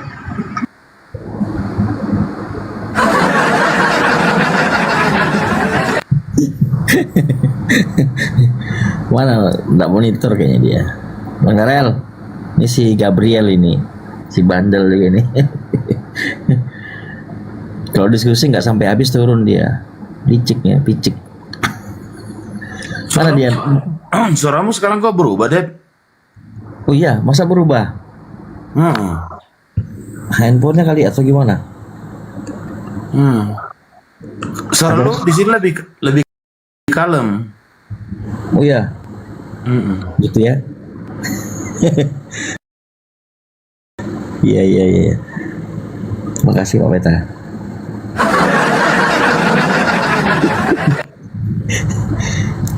Bang Darel ini multi dia, minta naik, dikasih naik mute. Kelakuan noten beginilah kelakuan ini. Darel ini apa Darel? Protestan ya dia? Iya, betul. Protes dia. Gak apa-apa, lanjut aja Bang Arom. Lanjut Bang Arom. Bang Arom. Gimana perkembangannya ini? Perasaannya udah sebulan ini. Apa itu? Iya. Udah sebulan, 2 bulan, 3 bulan, kenapa rupanya, Bang Peta? Iya. Kau belum login nih? Ih, Bang Peta nih ada-ada aja. Kagak. Sebenarnya lu tuh udah munafik sama agama lu. Kenapa? Munafik pula. Iya, lu sudah gak percaya Yesus adalah Tuhan. Dia cuma seorang nabi. Ya terus kalau gitu mau tergantung sama siapa lagi dong kalau gitu? Tergantung dengan Yesus. Ya kan, lu kan percayanya cuma dia sebagai seutusan, kan? Bukan dia sebagai Tuhan. Dialah jalan kebenaran dan hidup. Benar. Yang sampai kepada Bapa yang melalui Yesus. Berarti kan itu menandakan dia sebagai seorang utusan, karena dia jalan bukan tujuan. Iya memang jalan menuju Bapa melalui Yesus. Iya, berarti kan tujuannya ke Bapa gitu loh. Ya, emang iya, tujuannya memang ke Bapa. Kenapa rupanya? Ya, makanya login cepatlah. Gak usah lama-lama lagi. Nanti lu dipengaruhi sama Edis lagi sama RK. Saya nggak pernah masuk room mereka. Saya lebih suka ngeliat Bang Juma ngomong. Sebenarnya kalau menurut saya pribadi ya, atau teman-teman yang lain, Bang Arom sebenarnya sudah dapat hidayah setengah. Tinggal mau ditambah setengah doang nih. Ya, bisa aja Bang Peta ini. Iya. Mungkin barangkali faktor masih memikirkan keluarga, memikirkan harta benda, memikirkan barangkali apa Coba, yang lain-lain. Bang Peta ya. Peta. Ya. Jadi kemarin saya ditanya sama jemaat, Jahanam itu apa sih katanya? Karena nggak ada memang itu tertulis. Jahanam hanya ada di kalian kan, neraka Jahanam kan? Iya. Itu neraka Jahanam itu adalah neraka yang betul-betul paling di bawah gitu. Siksaan yang tiada tara gitu. Ku jawab itu artinya terkutuk, ku bilang. Ya bisa jadi, bisa masuk. Iya, karena memang nggak tertulis di Alkitab mereka kan nggak ada.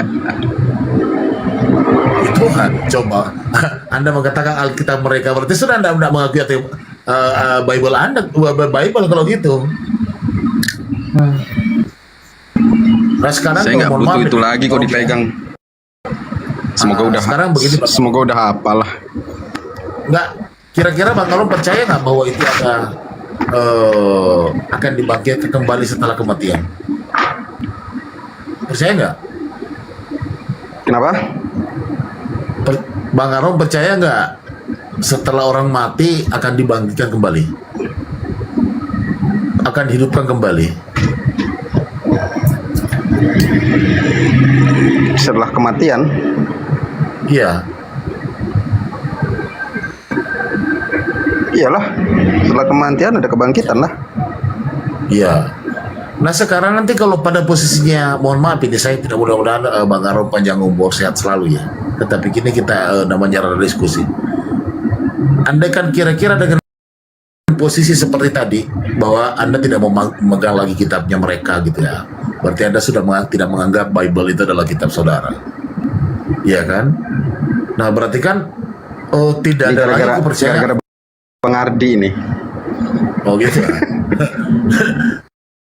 Terus nanti di hari kemudian setelah orang dibangkitkan, kira-kira tuh mau lari kemana? Mau lari ke kiri nggak bisa, lari ke kanan nggak bisa. Mesti ada pegangan dari minta tolong sama yang bisa nolongin lah. Ya nggak bisa, karena di sana itu nggak ada lagi yang namanya kita minta tolong kepada sesama, nggak ada. Semua nafsi-nafsi. Bang Peta nggak mau nolongin.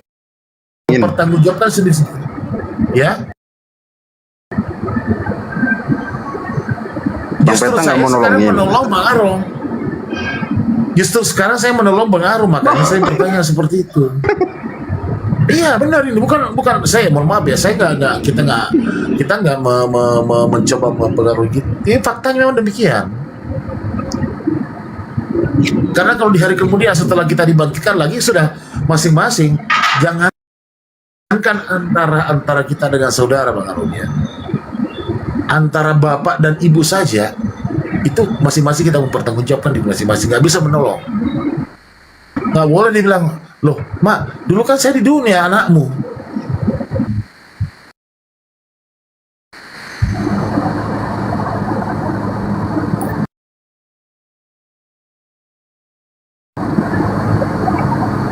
Jadi di alam di sana nanti itu kita kan berbaris berdasarkan kelompok-kelompok.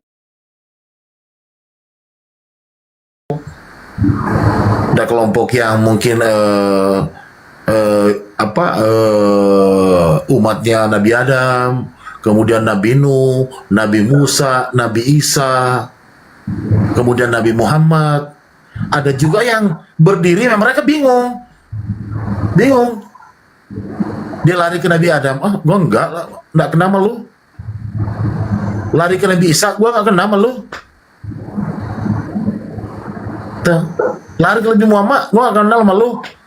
Nah, kalau seperti, mohon maaf ya, kalau posisinya seperti Bang Arom seperti itu, ya kan bingung nanti di kemudian hari Bang Arom.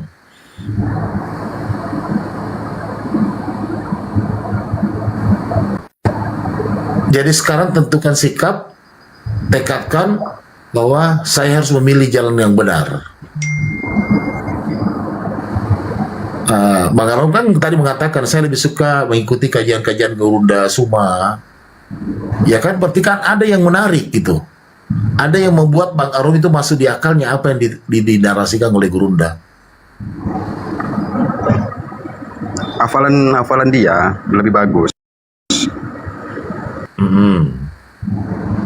Tapi kalau cuma hafalan Bang Arom, itu orang mungkin mendengarkan sesat aja. Tetapi kalau benar-benar, saya yakin dan percaya, karena suka itu konotasinya kan narasinya bagus, masuk di akal. Nah kira-kira yang dinarasikan Gurunda masuk di akal nggak? Menurut Bang Arom? Ada yang masuk, ada yang enggak. Kalau yang enggak, yang kira-kira gimana? Ya, ketika menjelaskan Alkitab kan kadang yang enggak sesuai. Contohnya? Ya, adalah beberapa. Contoh. Banyaknya. Coba ya, di antara kebanyakan itu kan mesti ada satu yang mungkin yang membuat Bang Arom, ini nggak benar nih. Ya, Efesus 2:15. Oh, tentang apa tuh? Itu kan mengartikannya kan beda dia, terkutuk. Kan di situ terkutuk untuk tradisi hukum Taurat. Bukan orangnya. Terkutuk untuk hukum Taurat. Iya, tradisi. Jadi ada beberapa tradisi yang diikuti oleh orang Yahudi dulu yang gak akan sanggup diikuti untuk kedepannya. Makanya itu digenapi, jadi tidak perlu lagi mengikuti hukum itu. Gitu. Sekarang begini, kalau seumpamanya kita bisa bicara digenapi, itu kalau harus dikurangi nggak? Ya kalau sudah nggak sesuai dengan masanya ya pasti dikurangi lah, karena nggak sanggup kan. Orang dulu pun nggak sanggupnya. Oh. Berarti kalau begitu ada yang hilang dong.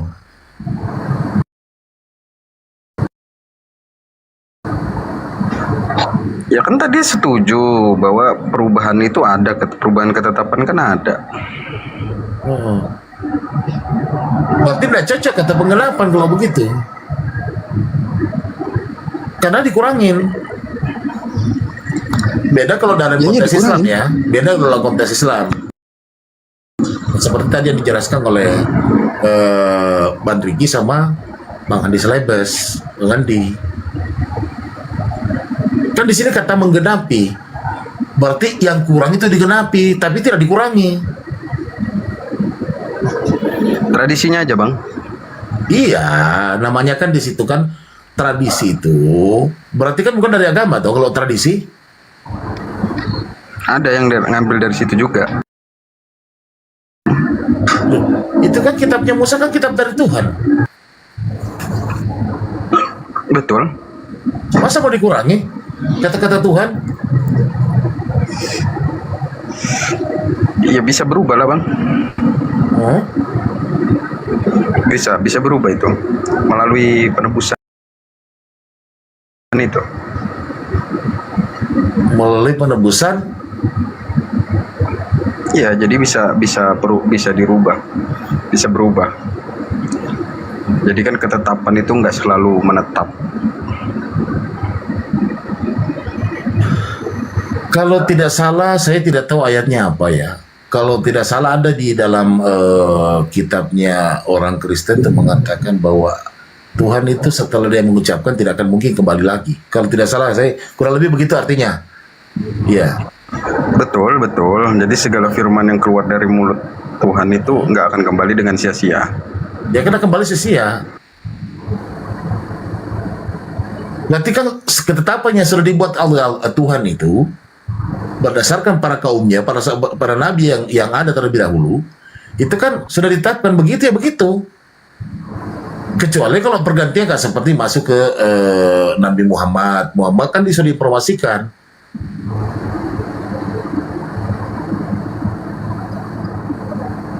Sudah diberikan informasi bahwa dulu ada yang seperti ini, gitu loh.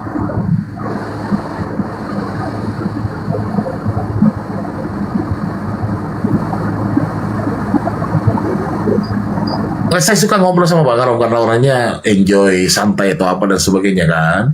Gak ngotot-ngototan gitu. Kalau memang masuk di logikanya Bang Arom ya terima. Ya kan?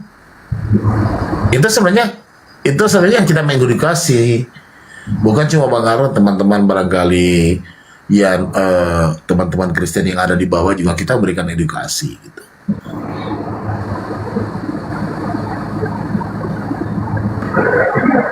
Di mana Bang Peta ini lokasi? Saya sama Gunung Dasa di Makassar. Jauh ya? Bang Arom di mana? Jakarta kan? Oh, enggak jauh, cuma 2 jam doang. Pesawat.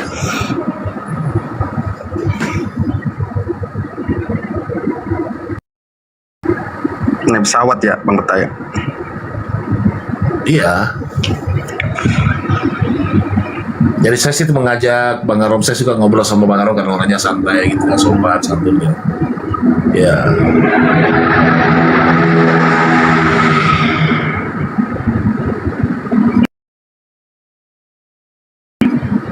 Sama dengan contoh seumpamanya pernah sekolah di SMA seumpamanya SMA A. Tiba-tiba Bang Arum sudah keluar dari SMA itu. Kemudian besok lusa mau kembali ke situ atau mau cari SMA, tidak ada yang mau nerima. Saya SMA mana? Bingung kan? Nah, kurang lebih karena mohon maaf ini Bandrong, menurut pendapat saya gambaran-gambaran di hari kemudian sebenarnya sudah ada contohnya di muka bumi kalau kita melihat. Betul, banyak di hadis umat muslim banyak kok. Hadis-hadisnya saya beberapa udah baca. Bahwa yang memberikan syafaat itu pada saat penghisapan itu hanya Nabi Muhammad yang mampu. Yakin itu Anda percaya? Masih saya pelajari. Ya, enggak setelah Anda bacakan, percaya nggak kira-kira itu? Loh kan, jadi gini Bang Peta ya, kita itu pembelajarannya itu bukan hanya teks, tapi konteks. Ya betul. Ya. Setelah kita bacakan, kita analisa logis enggak? Betul. Gitu ya. Nah, itu kan. Makanya menurut kira-kira Bang Arum logis gak? Oke, enggak usah lagi percaya. Logis gak kira-kira? Sebenarnya kalau dari kisahnya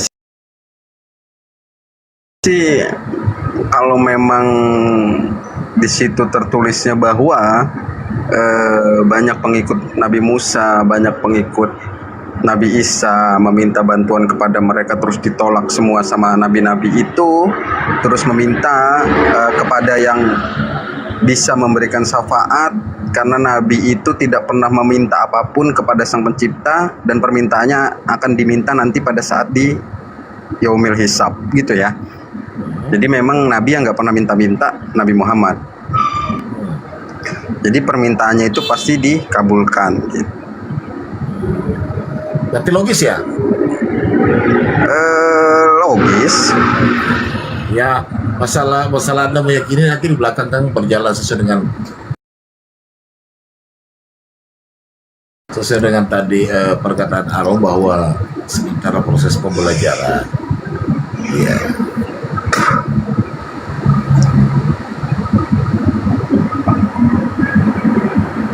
Hebat ini Bang Arum ini. Ya, sudah banyak membaca kisah-kisah hadis-hadis, ya kan? Luar biasa. Ya. Nah, kita ini cuma tinggal berdoa. Ada Daryl itu Pak Peta. Silakan. Tapi dari tadi ditegur-tegur sama Dedi nggak ngomong-ngomong itu. Iya, mungkin karena ada Bunda Rahma, Bang Handi. Mama Dapat. Biasanya kalau nggak ada Bunda Rahma, Bang Handi dan Bang Zuma dan lain-lain di sini, lantang kali lah dia bicara itu. Habis itu nggak lama, nggak sampai 10 menit kabur. Itu Bang Daryl tuh.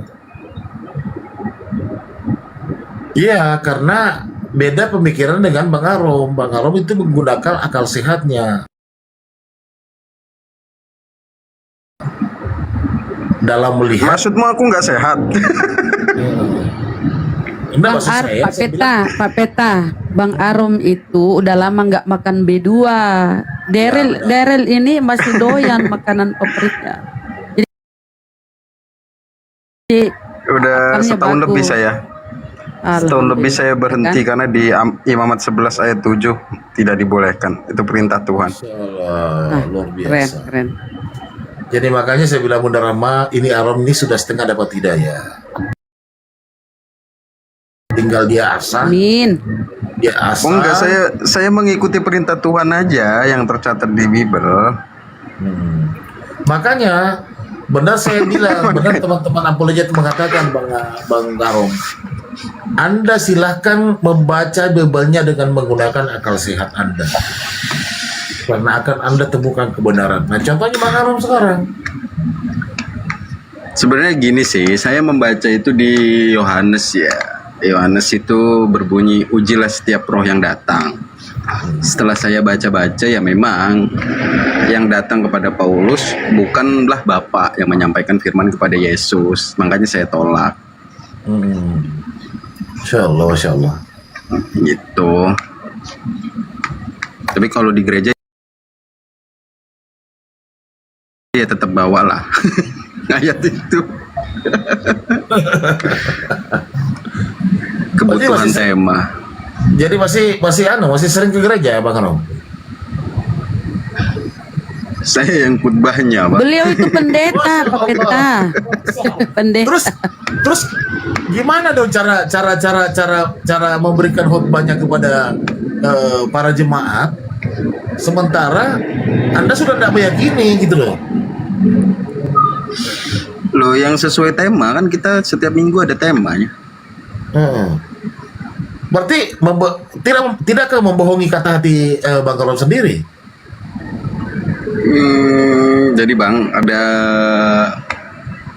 nggak bisa cerita di sini lah kalau itu. Yang lain aja Bang pertanyaan. Apa itu semua saya izin tinggal sebentar ya, mau beli makan lapar. lanjut. Jadi saya udah baik-baik lo jawab. Jangan pertanyaan yang inilah, yang normal-normal aja lah. Tapi ya saya khawatirkan Bang Arom, nanti kalau buka kamera seperti ini jangan sampai ada jemaat yang lihat gitu. Wah, ini Bang Arom nih. Jadi kemarin saya ngirim pembaptisan 12 orang dibaptis di gereja ke Kian Santang. Dia malah ngetawain. Yang mualof 400 lebih cuy kata dia. Brengsek.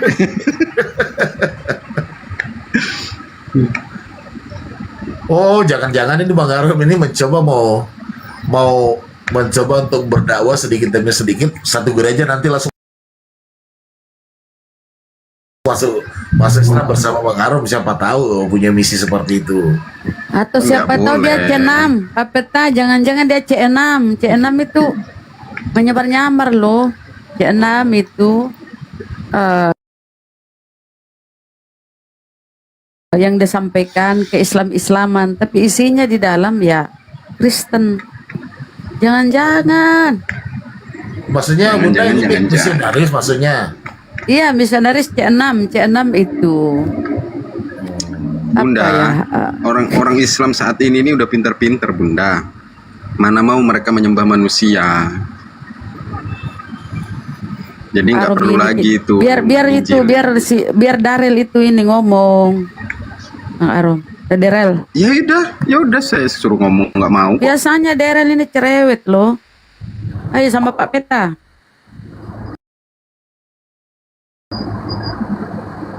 Sama Bang Arom, ayo. Bang Arom. Saya tuh jangan cuma mau ngeripot dia atau dia tidur. Jangan saya Bun, karena saya tuh lebih suka kayak seperti Bang Arom ini, kita ngobrol santai gitu kan. Oh, lanjut Maki, lanjut. Iya. Ini dengan open kamera seperti ini takutnya jangan sampai ada jemaatnya yang nonton. Waduh, di Bang Arom ini lain mulut lain hati nih. Udah dilarang mereka, tidak boleh lagi nonton-nonton berdiskusian di Islam. Karena pembacaan Alkitabnya pada ngaco semua. Iya. Makanya jarang kan ada orang Kristen naik sekarang. Oh. Tapi kalau di grup API Gurunda ini memang jarang, tapi kalau di tempat lain masih banyak kok, yang tempat-tempat lain, yang di koma-koma lain. Gimana mulai orang Kristen Bunda Rama sudah baca tuturnya datang gitu, udah begitu langsung disempet. Gimana ndak ciut duluan?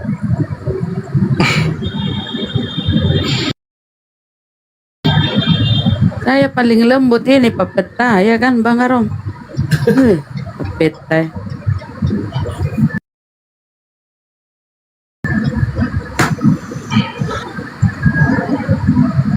Kita doakan Kita ini, Bang saja Arom. ya teman-teman dapat hidayah Bang Arom ya Allah. Amin, amin. Hidayah milik Allah. Kita ini Bang Arom hanya sekedar bisa memberikan gambaran, edukasi, tapi yang sang membolak-balikan hati itu bukan kita ini manusia, tetapi Allah sang Maha Pencipta yang membolak-balikan hati manusia. Kalau saya sudah yakin 100% sekarang Allah sudah membimbing, memberikan hidayah kepada Bang Arom, tapi belum 100%. Karena masa sih Allah mungkin masih melihat di hati Bang Arom itu masih ada keraguan. Itu analisa saya doang.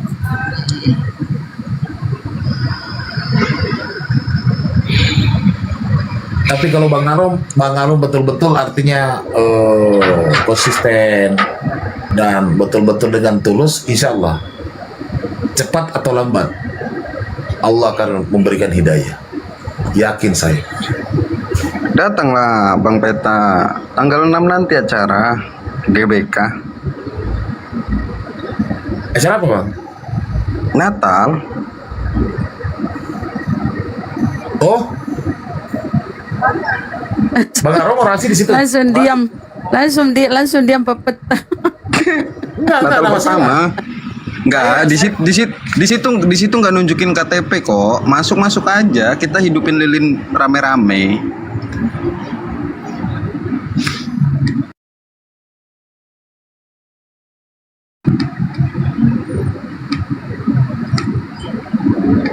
Memang ini berat ya Bang Arom ya.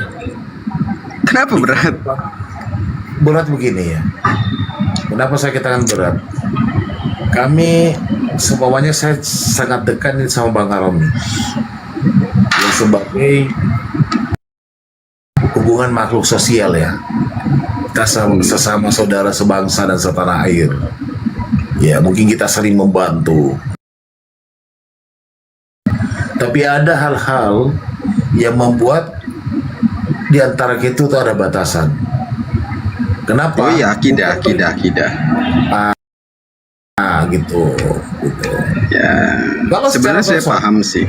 ya kalau secara person, yo kita tetap bersaudara, iya kan? Betul. Dan itu perintah dari Nabi kami. Kalau Betul, yang namanya betul. Anda berhubungan sosial, berhubungan begini, silahkan berbuat baik itu bagus. Tapi ada satu. Betul. Iya. Akidah nggak boleh dicampur adukan ya. Betul. Paham. Betul. Saya curiga Jadi nanti di Bunda Rahma ini kalau ada ayatnya di situ kan.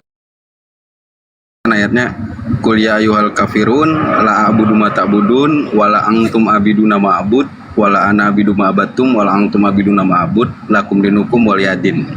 Coba bagaimana kalau syahadatnya orang Islam coba? Asyhadu alla ilaha illallah. Terus? Wa asyhadu anna Yesus utusan Allah.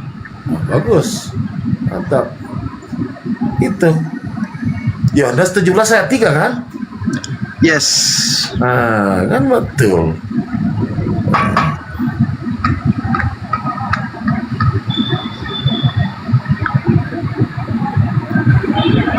Luar biasa nih Bang Arom ini. Sudah banyak belajar.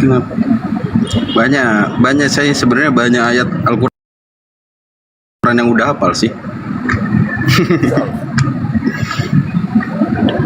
Saya curiga nanti kalau Bang Arom masuk Islam ini sudah langsung menjadi apologet juga nih, apologet Islam juga. Saya malas berdebat orangnya, Bang Peta. Jadi kalau saya itu diskusi paling kalau ditanya ayat Alkitab ya saya jelasin. Saya malas juga kalau nggak mau penjelasan dari saya ya sudah gitunya.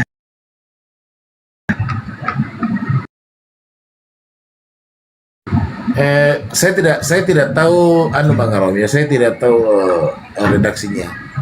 Tapi bagaimana pandangan cara menjelaskannya itu Yohanes 5:37 Bang Arom. Apa bunyi? Yang kata-katanya apa itu Bunda? Rupanya tidak bisa suaranya apa gimana lagi? Matius 5. Bawalah Bapa itu tidak bisa kau dengar suaranya. Persaksian Yesus ya Bang. Aku besar daripada aku. Ya Mas 33. Oh ya, Mas 5:37. Rupanya tidak bisa dilihat, suaranya nggak bisa didengar. Gimana menurut Bang Arom itu memahami ayat itu? Ya memang benar, Bapak itu nggak bisa dilihat rupanya, suaranya ya nggak bisa didengar juga. Kan gitu penyampaian firman-Nya melalui Roh Kudus. Terus kenapa ketika dibaptis itu kata si penulis terdengarlah suara dari langit? Itu kan malaikat yang ngomong sebenarnya, bukan Bapaknya. Nggak mungkin Bapak bersuara. Oke. Jadi Tuhan itu berfirman melalui malaikatnya, perwakilannya, mengantarkan firman-firman ke muka bumi. Makanya di Kisah Para Rasul itu diceritakan bahwa malaikatlah yang menemui Musa. Di Kisah Para Rasul yang berfirman kepada Musa. Sebenarnya saya kalau baptis orang juga ya, Bunda, Bang Peta. Saya tanya, benar-benar tanya, memang udah yakin benar, terus